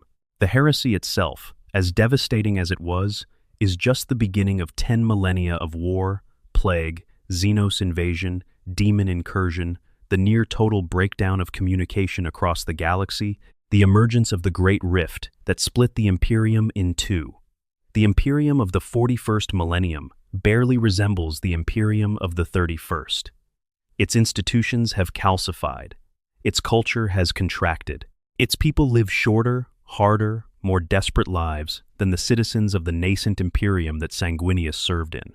And yet, Sanguinius is more present in the culture of the 41st millennium than most living figures, more genuinely venerated, in the deep personal sense rather than the politically mandated sense, than almost any other figure in the Imperial canon. People on worlds that have never met a space marine, that have never seen a blood angel, that have only the barest connection to the wider structures of the Imperium, know his name, keep images of him, light candles in small domestic shrines to the Angel of Baal, pray to him in moments of fear or grief, or the specific variety of desperate courage that the Imperium tends to produce in its ordinary citizens. The Sanguinala is one of the most widely observed sacred days in the imperial calendar, practiced across millions of worlds on whatever date their local observance calendar assigns to it. It is marked by the wearing of a red badge, the symbolic bleeding wound of the fallen angel, and by prayers that run the full gamut from the highly formal liturgy of the official ministorum to the entirely informal and personal devotions of people who have never read the official liturgy and are simply talking to a figure they believe hears them. What drives this isn't primarily the Blood Angels' promotion of their father's memory, though they do promote it. What drives it is something more basic, the need people have for a figure of uncomplicated sacrifice. In the grimdark of the far future, where figures of genuine goodness are extraordinarily rare, and every hero tends to be shadowed by complexity and compromise, and the particular kind of moral damage that extreme circumstances inflict, Sanguinius stands out as someone whose goodness was legible and real. He wasn't simple. We've covered enough of his story to know that. He kept secrets. He made choices with costs. He accepted a terrible bargain on behalf of his son's futures.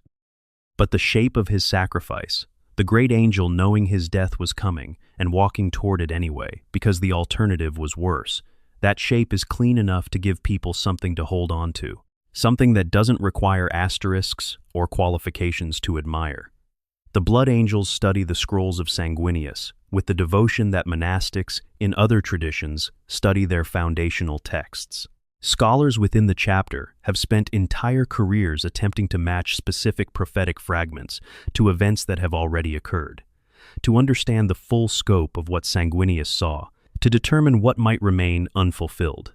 This is not idle historical research.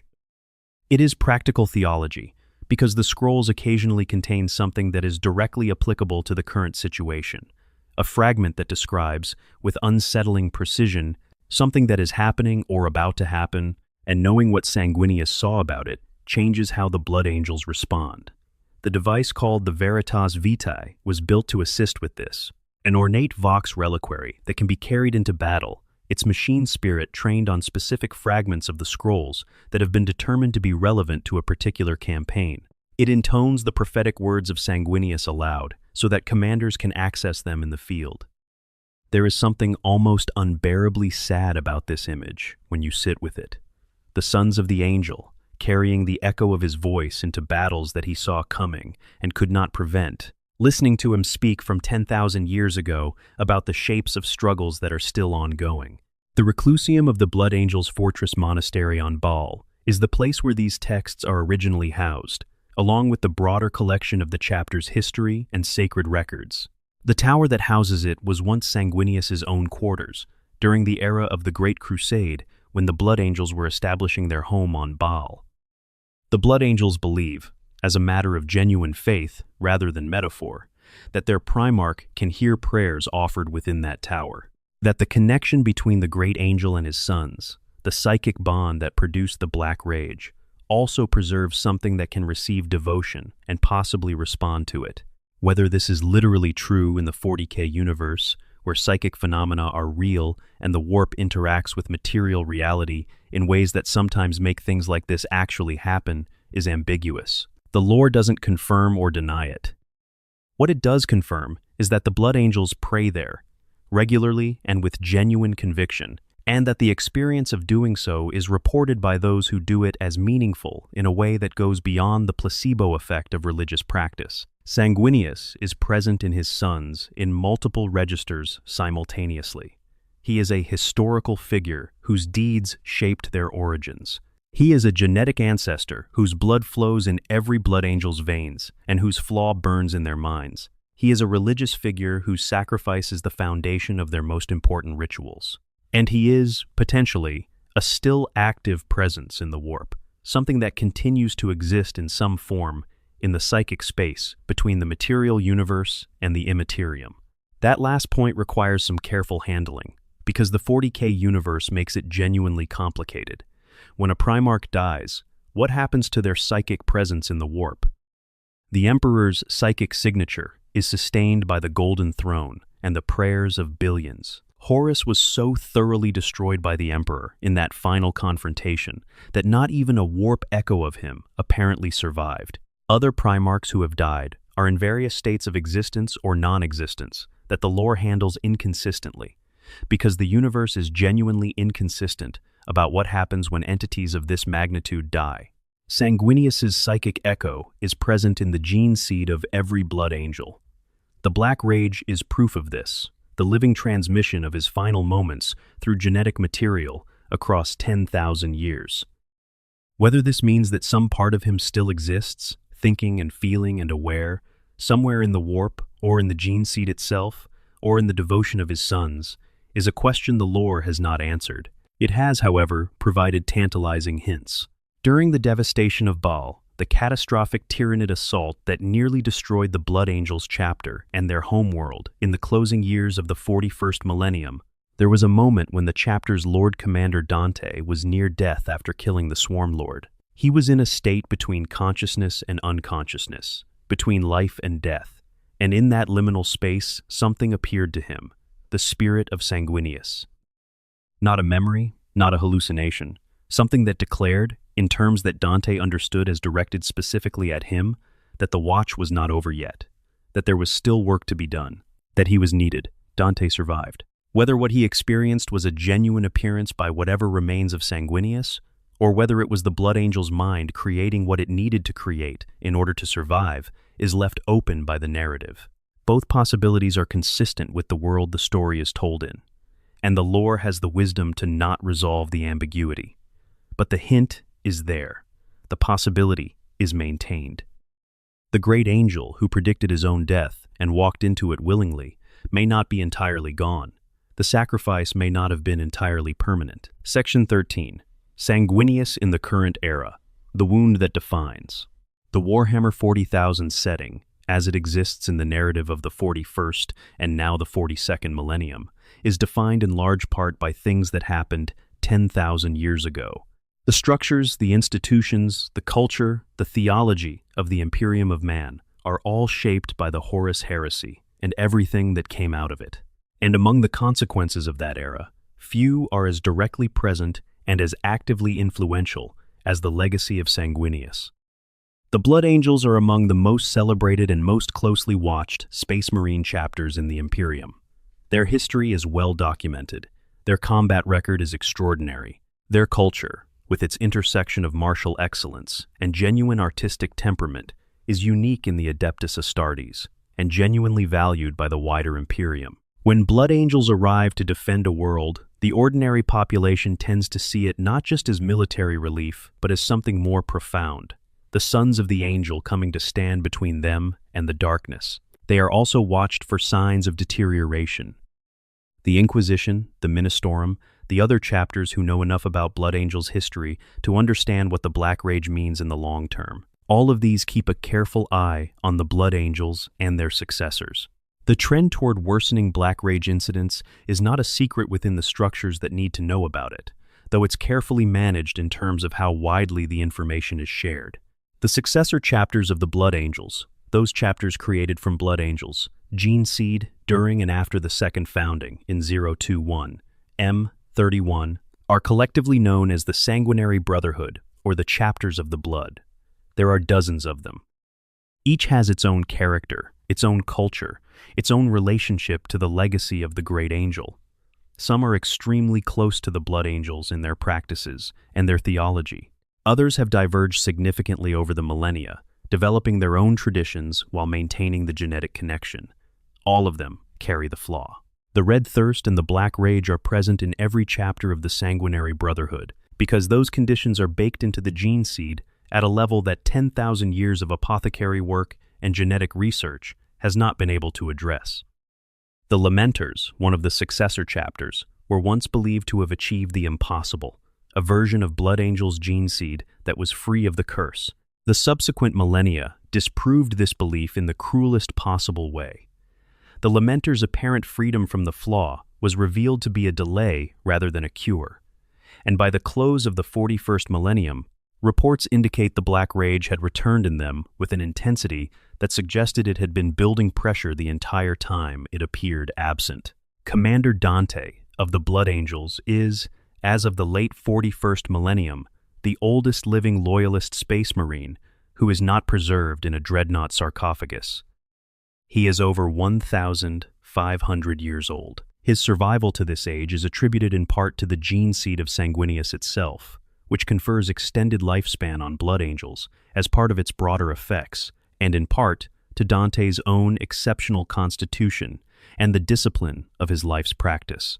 He has seen things no other living warrior has seen.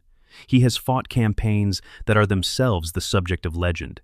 He has also carried the burden of command over a chapter that he knows is declining, that the Black Rage takes more suns each decade, that the arithmetic of his chapter's long-term future is not comforting.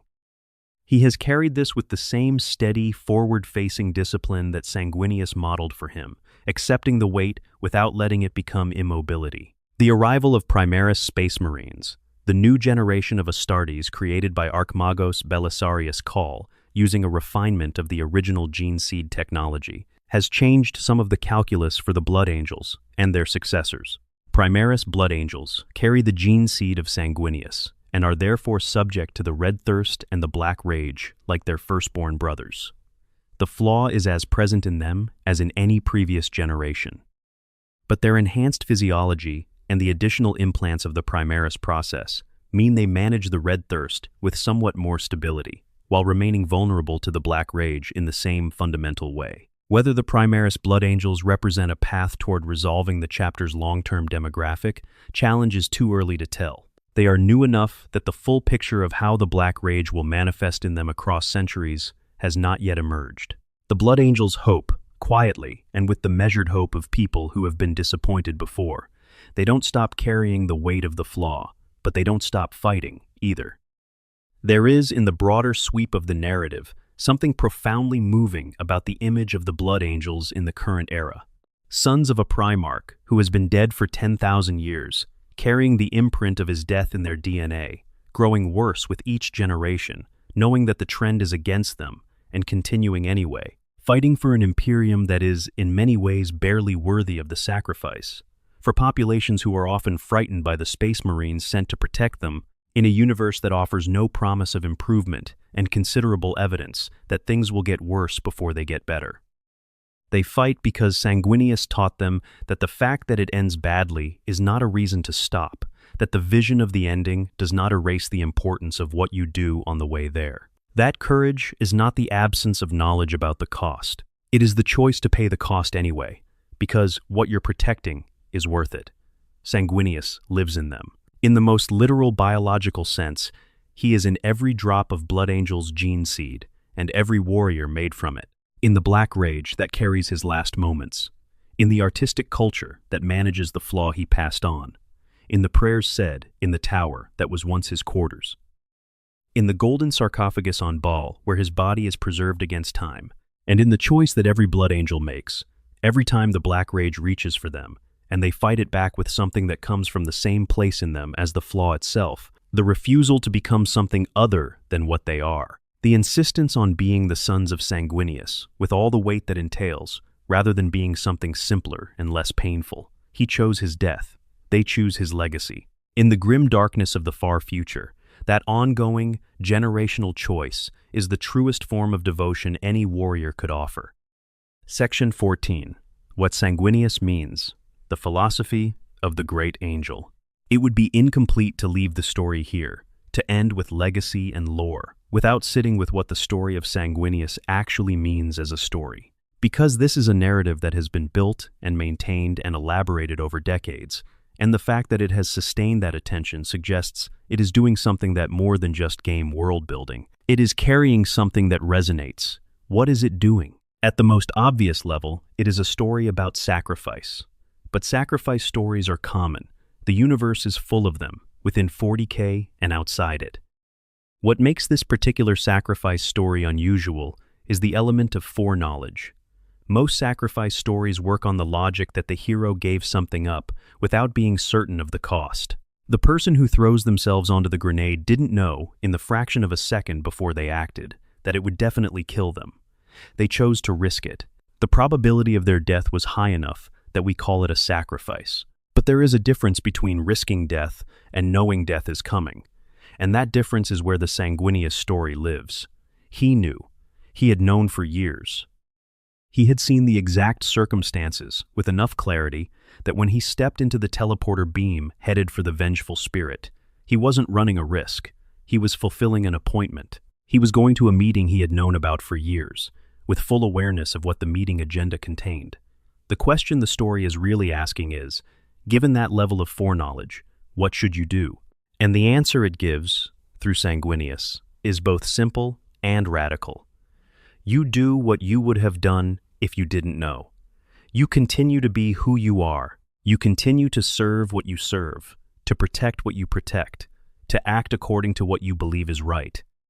Because the knowledge of a bad outcome does not, in any meaningful sense, change the moral calculus of the choices you make on the way to it. The fact that you are going to die does not reduce the value of what you do before you die. The fact that the ending is set does not make the journey meaningless. This is a genuinely philosophical position, and it's one that the story of Sanguinius makes compelling in a way that abstract philosophy sometimes can't, because we see him make the choice in full. We understand the weight of what he's carrying. We know he has options, that he could have stayed at the Eternity Gate as the Emperor originally planned, that he might have survived. And watching him choose to go anyway, to walk into the confirmed vision of his own death, is not a depressing act, but a clarifying one. The contrast with Conrad Kurz is essential here. Kurz had similar foreknowledge and drew opposite conclusions.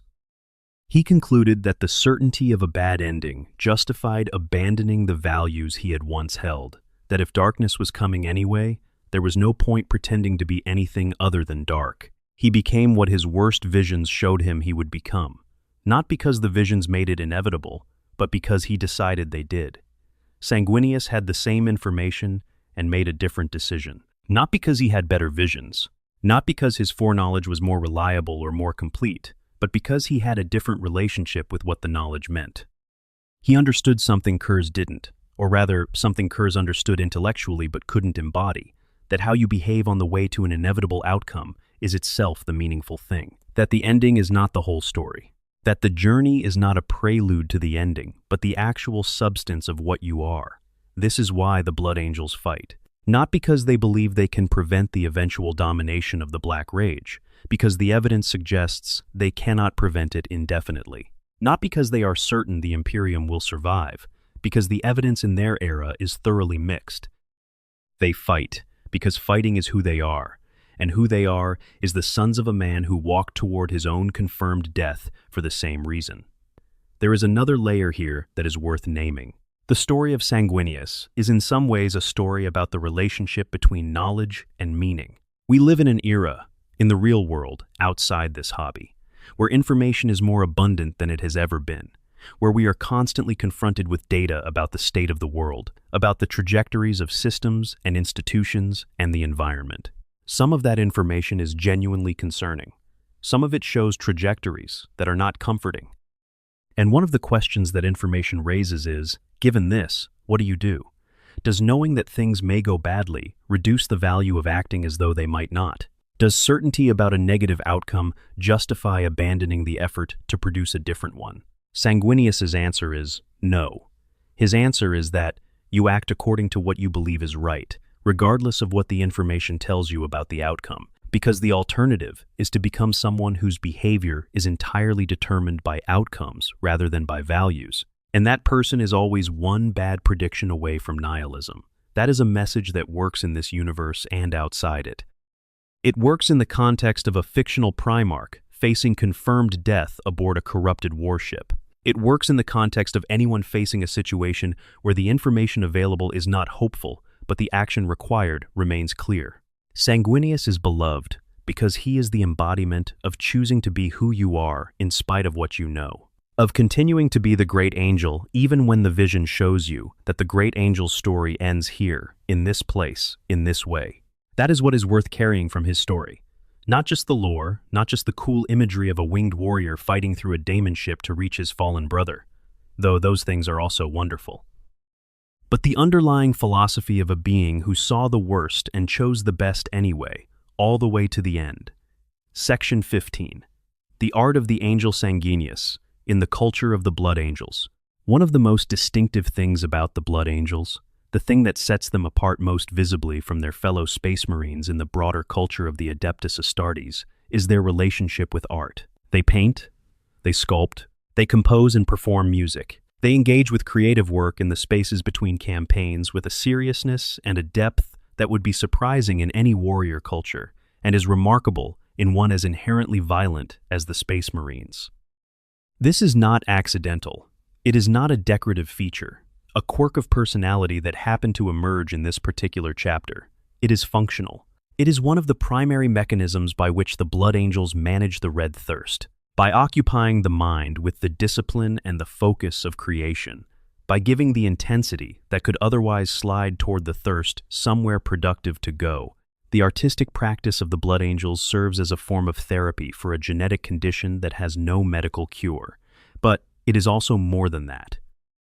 Because once a culture of art becomes genuinely embedded in a community, once it becomes part of how that community understands itself and expresses itself, it develops its own momentum and its own value that goes beyond the original therapeutic function. Blood Angels' art is extraordinary by any standard.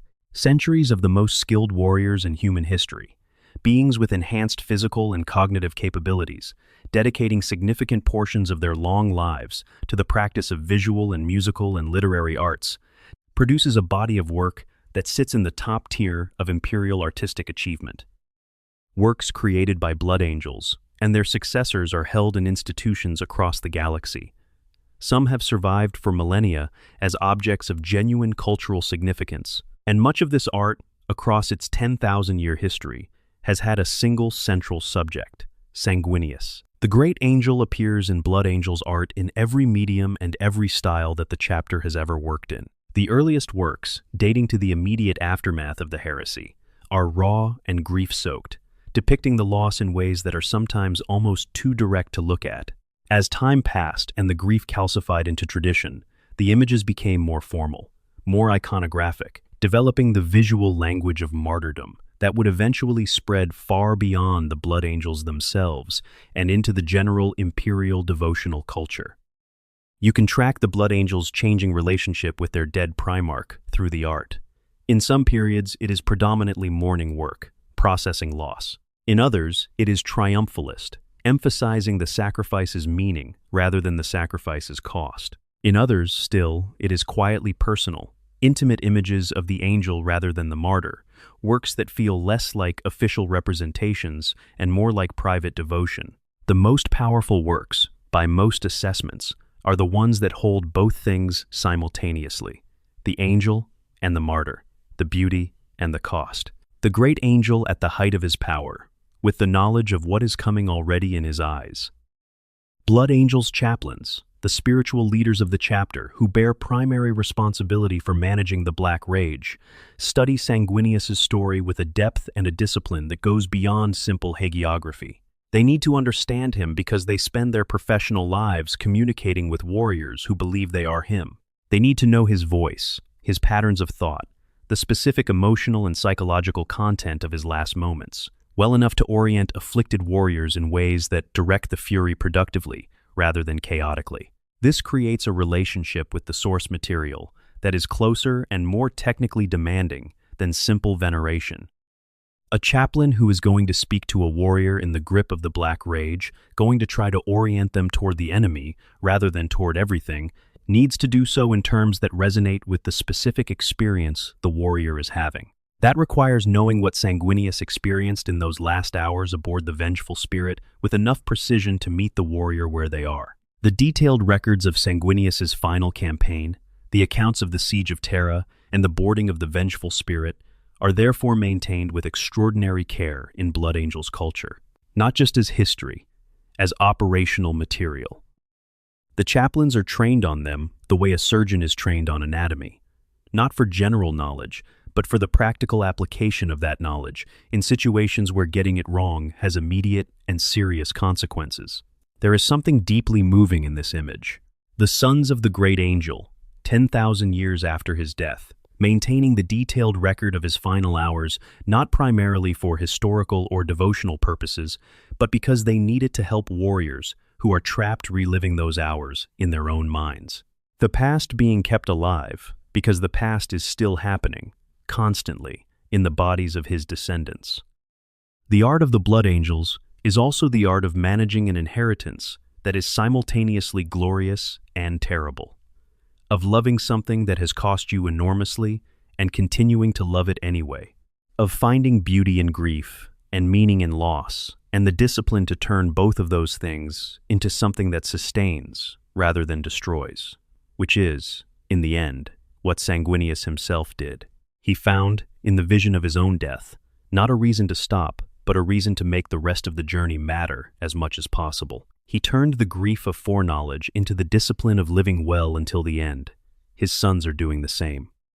Every generation, in the studio and on the battlefield, carrying the weight of who they are and choosing, again and again, to be it. Section 16. The Emperor's Grief. What losing Sanguinius meant for the throne.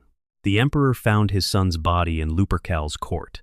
In the accounts of the final battle aboard the Vengeful Spirit, this moment is described with a restraint that feels deliberate, as though the authors of those accounts understood that whatever the Emperor experienced in that moment was not something that could be adequately conveyed through the conventions of their medium. What is described is the act. He ordered the body taken down from the position in which it had been left. He ensured his son was treated with the dignity appropriate to a Primarch. And then he turned to face Horus, and whatever he felt in that moment became the fuel for the most consequential act of violence in human history. The Emperor loved Sanguinius. This is stated clearly in the lore, with fewer qualifications and less ambiguity than many things about the Emperor tend to receive.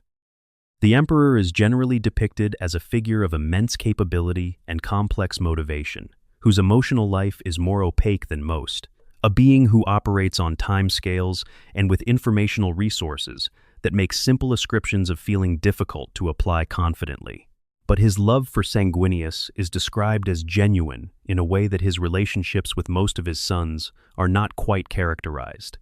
Part of this may have been recognition. Sanguinius was, among all the Primarchs, the one who most clearly embodied the Emperor's own stated values, the combination of martial capability with genuine wisdom and genuine compassion, the ability to be powerful without being cruel, the commitment to humanity's well-being as an end rather than as a means. These were the things the Emperor claimed to be working toward, the future he claimed to be building. Sanguinius was the closest thing he had produced to a proof that the project was working. Losing him in the specific way he was lost, at the hands of Horus, at the moment when the heresy was finally culminating, was losing more than a son. It was losing the evidence that the sacrifice had been worth it. Because the greatest evidence that the Emperor's project was producing something good was Sanguinius himself, and Horus had killed him. The Emperor's attack on Horus in those final moments, the full unleashing of power that the Emperor had apparently been holding back throughout the earlier stages of the engagement, is described in some accounts as being driven at least partly by grief, by the sight of his dead son, by the understanding, made visceral rather than abstract, by that specific image of what Horus had become and what it meant that he had become it. The Emperor won. He also lost everything. His physical form was destroyed to the point where even his extraordinary regenerative capacity could not restore it. He had to be entombed in the Golden Throne within hours of the battle's conclusion, and he has remained there ever since, sustaining himself through the sacrifice of psychically gifted individuals and the devotion of uncountable billions of worshippers. He has been there for 10,000 years, possibly aware of what is happening around him, possibly planning things, possibly something that could eventually wake up in a form capable of acting again. Possibly exactly what the 41st millennium's gloomiest assessments suggest, a barely living God Emperor who cannot speak and cannot intervene and can only sustain the psychic light of the Astronomicon that allows navigation across the galaxy, while the civilization he built decays around the tomb in which he is preserved. The golden sarcophagus on Baal contains Sanguinius. The golden throne on Terra contains the Emperor, the two most important preserved beings in the Imperium of man, both placed in their current states as a direct consequence of the siege of Terra. The angel and the god, each preserved in a different kind of stasis, each connected to the ongoing survival of the Imperium in ways that went far beyond what anyone anticipated at the time. There is a vision that some Blood Angel scholars find haunting, in the broader context of 41st millennium lore. The suggestion, made in various corners of the mythos, that when and if the Emperor is able to act again, one of the things he might attempt is the resurrection of the son he lost. That the golden sarcophagus was not merely a tomb, but a preservation, maintained with more care and more precision than any purely sentimental preservation would require. That the great angel is being held in reserve. Whether this is true, whether it represents an actual direction the narrative is going, is something that remains to be seen. But the possibility of it, the idea that the Emperor's grief has been transmuted into a plan, that losing Sanguinius was not the end but a waiting, is consistent with how the Emperor operates in the broader lore, across timescales that make ordinary human planning look like improvisation, with purposes that only become visible long after the preparations for them were made. The Siege of Terra was a wound that the Imperium has never fully healed from. 10,000 years of scar tissue have formed over it, but the damage is still there, shaping the institution in ways that it often does not fully understand. The Emperor's absence, the loss of the Primarchs, the corruption of the Chaos Legions, still out there, still pressing against the Imperium's edges, and occasionally its heart, and the most personal wound of that most terrible day, the Great Angel, found in the place where his brother killed him, taken down and carried home, laid in a golden box on a moon made of poison and red dust. The brightest one, the one who should have been War Master, by the admission of the man who took the title instead. The one who held his foresight of his own death for years and chose not to use it as an excuse to be anything less than what he was. Sanguinius, Great Angel, Martyr, patron of sacrifice and foreknowledge, and the choice to be good anyway. The war goes on. His sons fight it. And somewhere on Baal, in a tomb that the desert wind cannot erode because the stasis fields hold everything in place, he waits. Whether waiting means only that the history around him continues to move while he does not, or whether it means something more active, something with intention behind it, is the question that keeps his story alive. 10,000 years of Blood Angels have carried him forward. The next 10,000 may carry him further still. Section A. The Horus Friendship Love Before Betrayal. To fully understand what Sanguinius lost when Horus fell, to feel the weight of what he was walking toward on the vengeful spirit, you need to understand what the friendship between these two Primarchs actually was. Because it was not a casual alliance of convenience. It was not the professional respect of colleagues who happened to be on the same side. It was, by the accounts of everyone who observed it during the Great Crusade, genuine. Horus Lupercal was the first found of the Primarchs, the first to be reunited with the Emperor after the scattering, and therefore the one who had the most time with his father before the others arrived. He was brilliant in the way that made you feel slightly outmatched just by being in a room with him, politically perceptive, strategically innovative, charismatic in a mode that was less warm than Sanguinius's, but more immediately overwhelming, a gravity that pulled people into its orbit, whether they intended to be there or not. When the Emperor elevated him to the title of War Master, the acknowledgement of a primacy among equals, it was not arbitrary. Horus earned it. He was, by the most rigorous assessment, the best military commander among 20 exceptional military commanders, and the weight of the entire Great Crusade resting on his shoulders had not broken him. It had also, as it turned out, not quite prepared him for the moment on Davin when the Chaos powers got inside it. But before Davin, before the corruption, before the betrayal that shattered everything, Horus and Sanguinius, two Primarchs who had independently arrived at the conclusion that the other was the most interesting person in the room, and who had built from that starting point something that the other Primarchs observed and remarked on as unusual. They were different enough to complement rather than compete. They were similar enough to understand each other without extensive explanation. They were, in the most straightforward assessment, friends, in a context where friendship between beings of their nature and their responsibilities was genuinely rare. The practical expressions of this friendship were significant. When Sanguinius arrived as the newest of the Emperor's found sons, it was Horus who served as his mentor, who gave him the decade of experience fighting beside the Luna Wolves, that taught him how to be a Primarch in the context of the Great Crusade, rather than just the context of Baal Secundus. Horus taught him the politics, the personalities, the specific texture of how 20 Primarchs navigated shared purpose and individual ambition. He taught him, in the way that only someone who had been doing something for longer could teach someone new to it, the difference between what the official structures said and what actually happened when those structures met reality. Sanguinius taught Horus things in return, harder things to name. The way that Sanguinius approached people, the specific quality of his attention, the way he remembered names and circumstances, and the individual details that made each person feel seen rather than processed. Horus noticed this and admired it, and tried, in his own way, to incorporate it. He was never quite as naturally good at the emotional dimension of leadership as Sanguinius was, but he tried. And trying, under the influence of someone who did it effortlessly, made him better at it than he would have been otherwise. Horus covered for Sanguinius's secret, the red thirst, the genetic flaw that Sanguinius had been hiding from the Emperor, was discovered by Horus during a joint campaign. He could have reported it. The responsible course of action, by the formal structures of the Imperium's governance, would have been to bring it to the Emperor's attention. He didn't. He absorbed the information, understood immediately what it would cost Sanguinius if it reached the wrong ears, and chose loyalty over protocol. This choice, made freely and without expectation of reward, is one of the clearest demonstrations in the entire Horus heresy of what Horus actually was before the corruption. A being capable of genuine loyalty and genuine love. The corruption, whatever it was exactly, did not destroy those capacities immediately.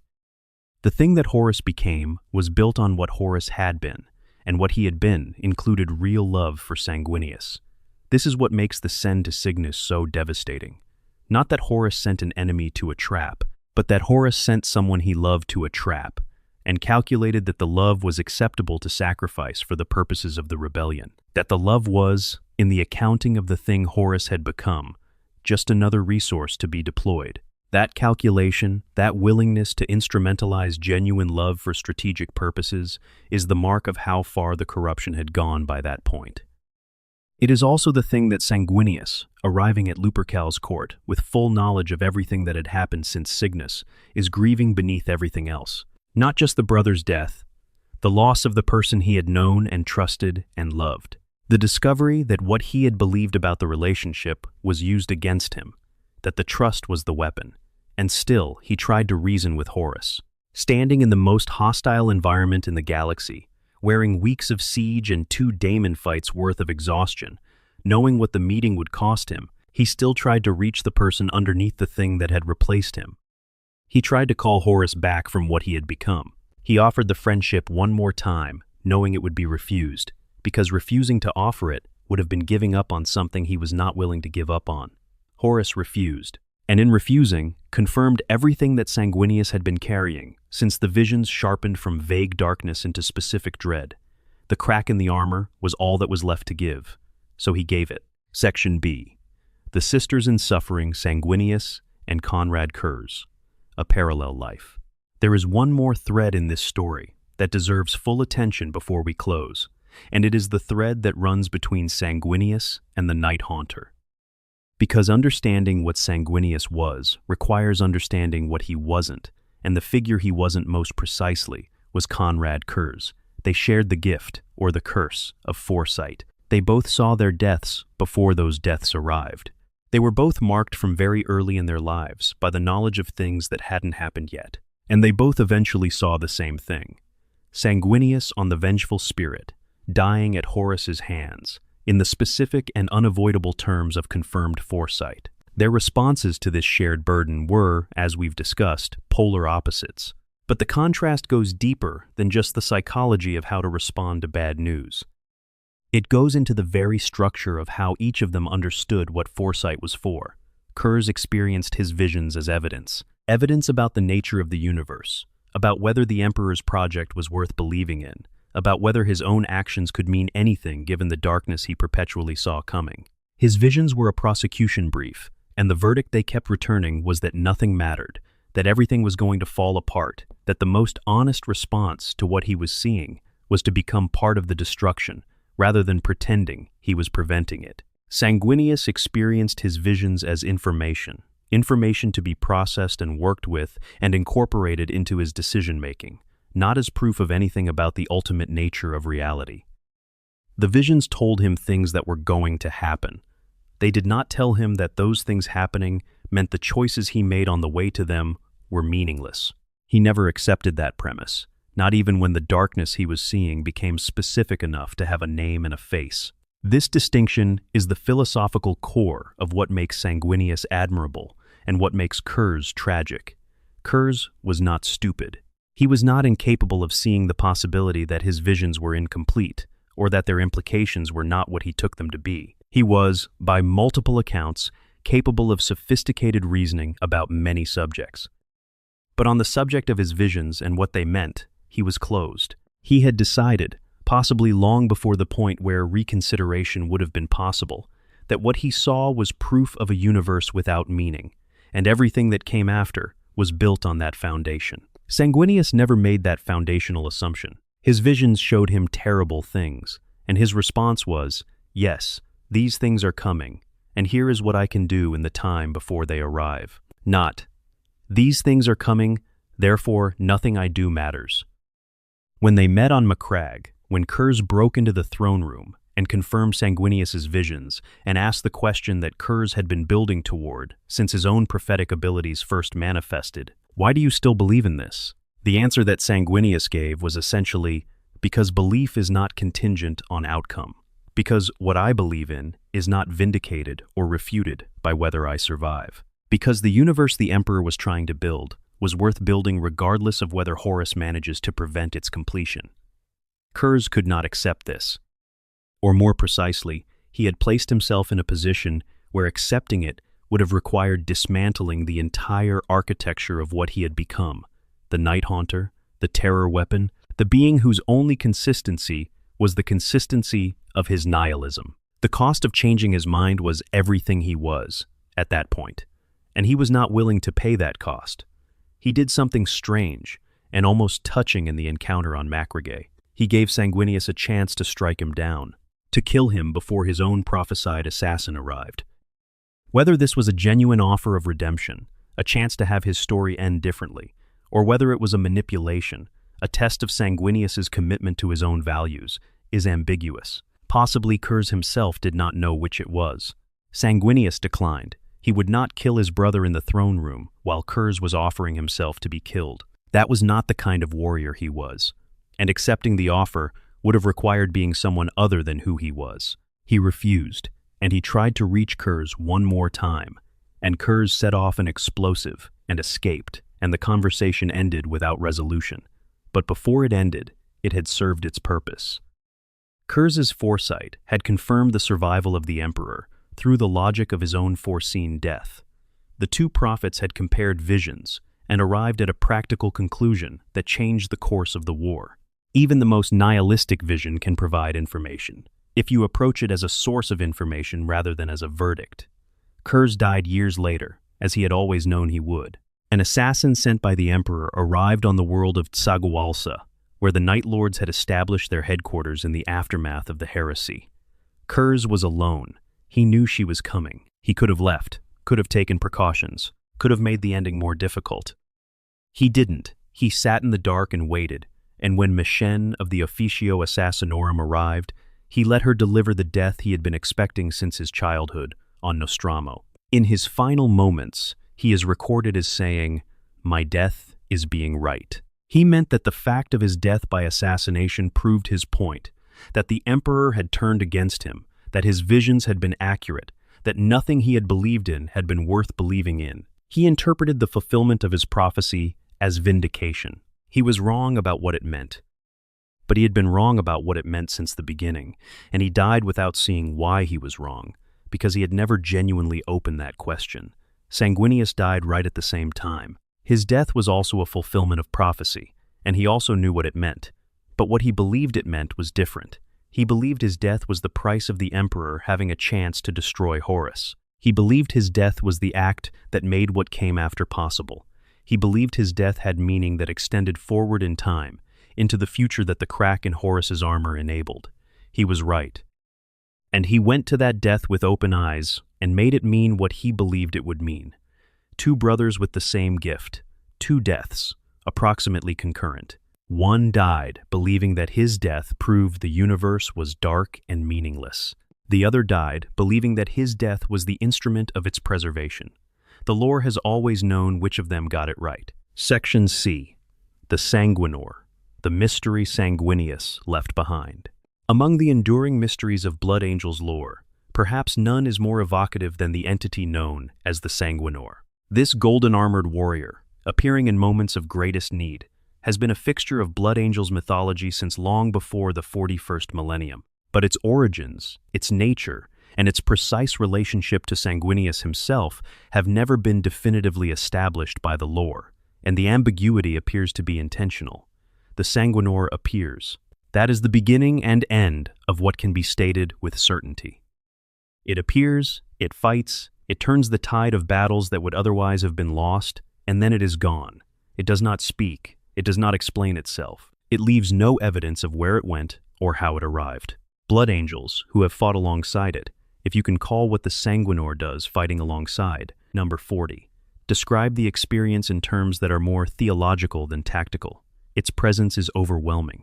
Its effectiveness in combat is beyond what any physical being of its apparent size should be capable of. It is, by every assessment that the Blood Angels have been able to make over the centuries, something that should not exist and does anyway.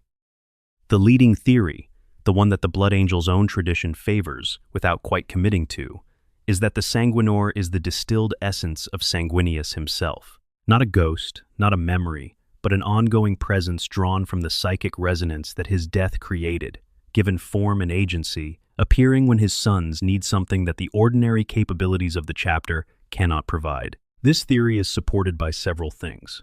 The Sanguinor's combat style echoes accounts of Sanguinius fighting. Its choices about when to appear and what to protect suggest knowledge of the Blood Angel's situation that goes beyond what an external entity could be expected to possess.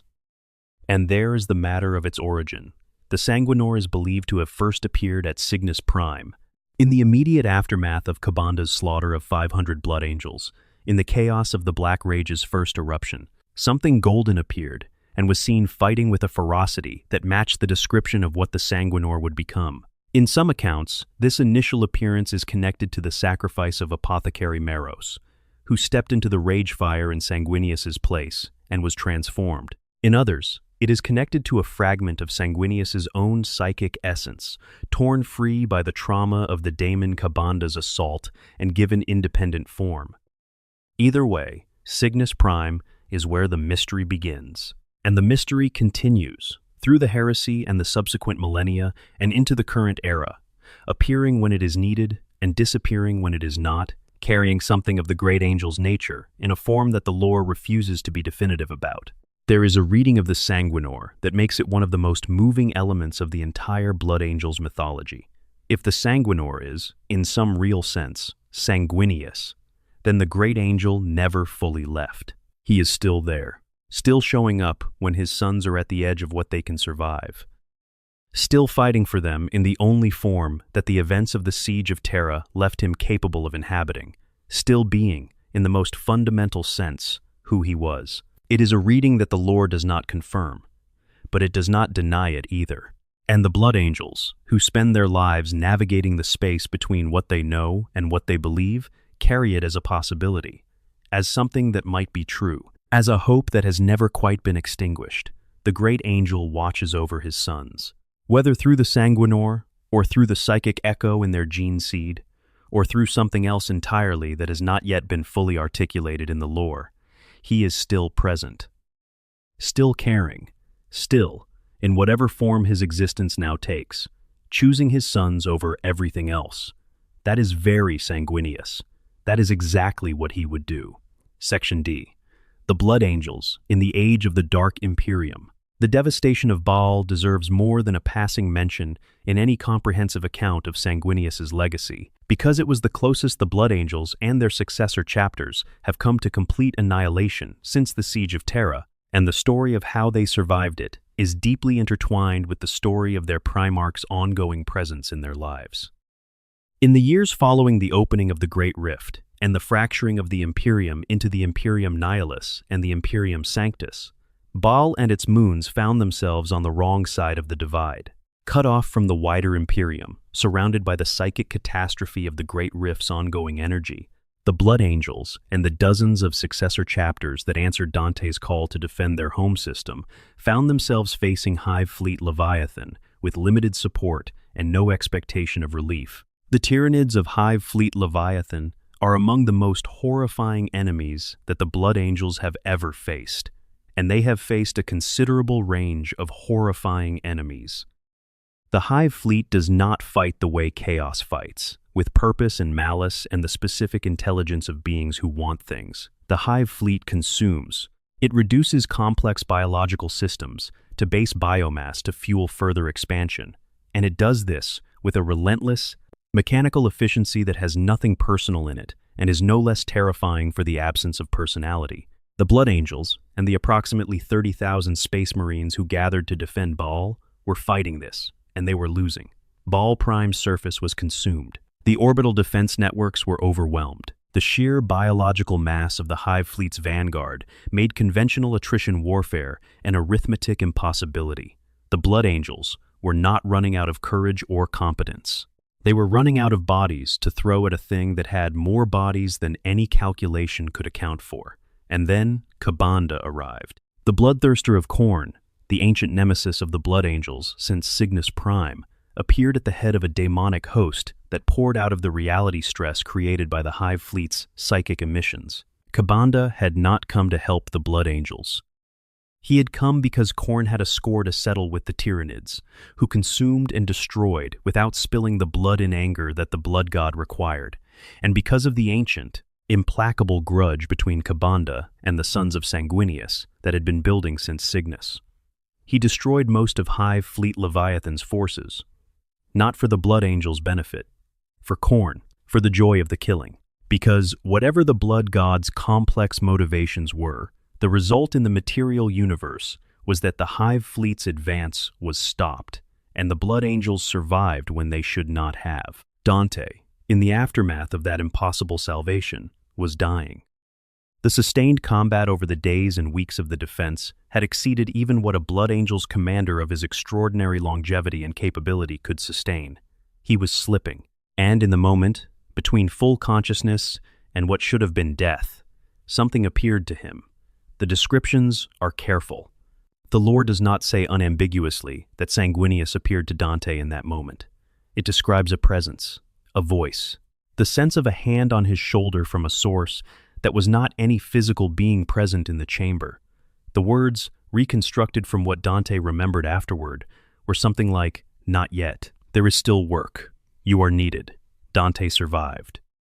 He went on to become, in the aftermath of the Primaris Space Marines' integration into the chapter, and the arrival of Rabut Guillemot's Indomitus Crusade, the Lord Commander of the Imperium Nihilus, the highest military authority in the half of the Imperium cut off from the throne. Sanguinius's son, carrying Sanguinius's grief in his gene seed, commanding a war against the darkness in the Emperor's name, because a presence that may or may not have been the great angel himself told him his watch was not yet ended. The Great Crusade is long over. The Horus Heresy is 10,000 years in the past.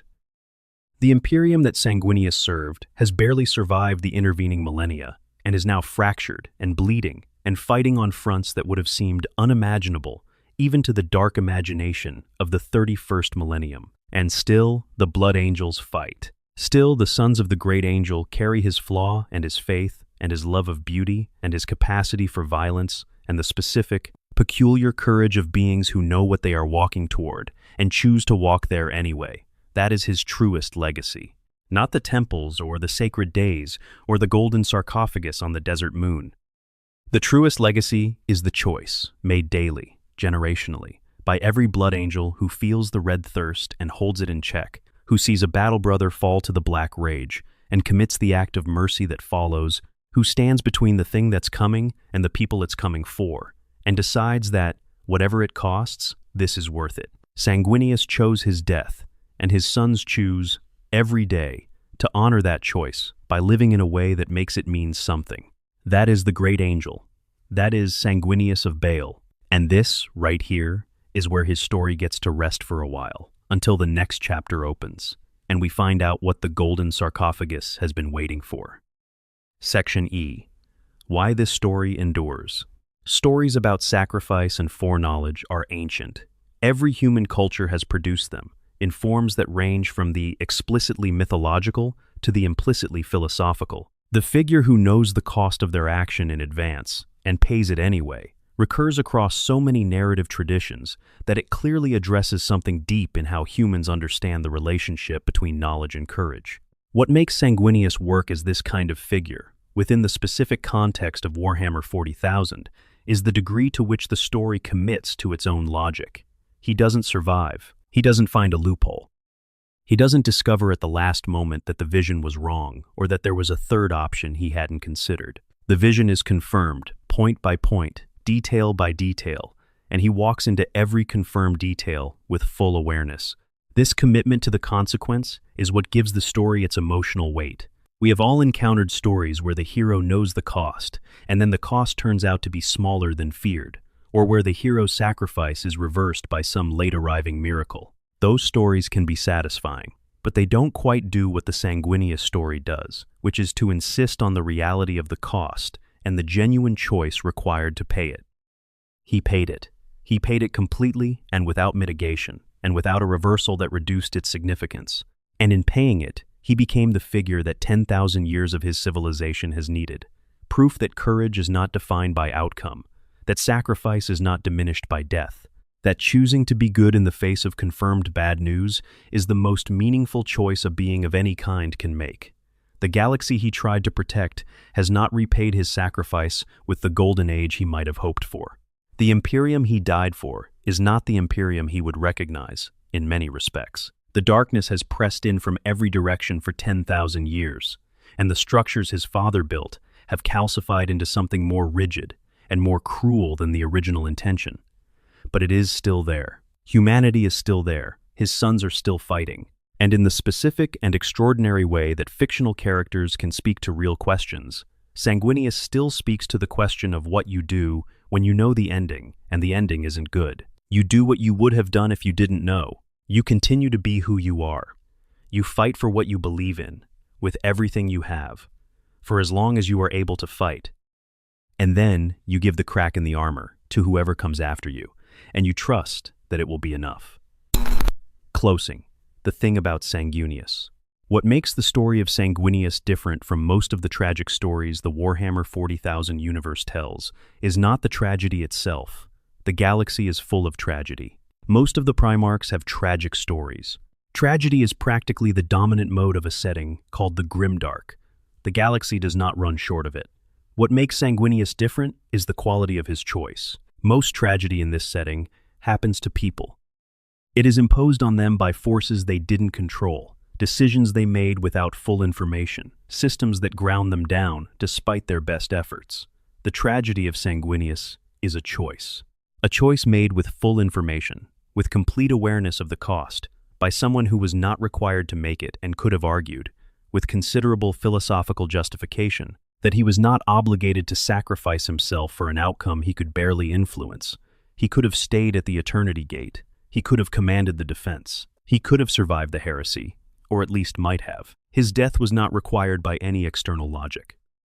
It was required, in Sanguinius's own judgment, by the vision he carried and his understanding of what that vision meant and what he needed to be. He looked at the future and saw that it ended badly for him personally, and he decided that the ending was worth it. Not in the resigned, depleted way of someone who has given up and is simply going through the motions of a life they've already decided doesn't matter. In the fully awake, fully engaged way of someone who has thought very carefully about what matters and has concluded that this matters enough to pay this price.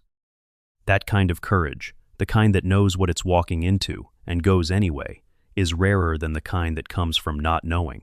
Most of us can be brave when we don't understand the danger. The harder thing is to be brave when the information you have makes bravery look like a poor choice by every conventional metric. Sanguinius was that. He was the brightest of the Emperor's sons.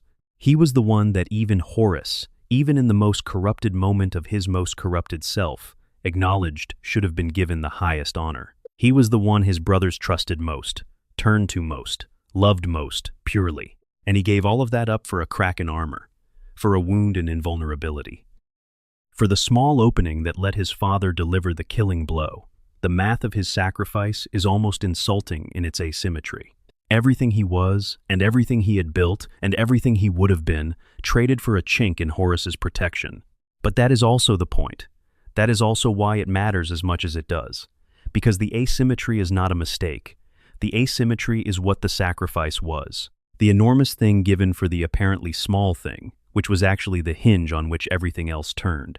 Without the crack in Horus's armor, there is a real question about whether the Emperor could have destroyed him.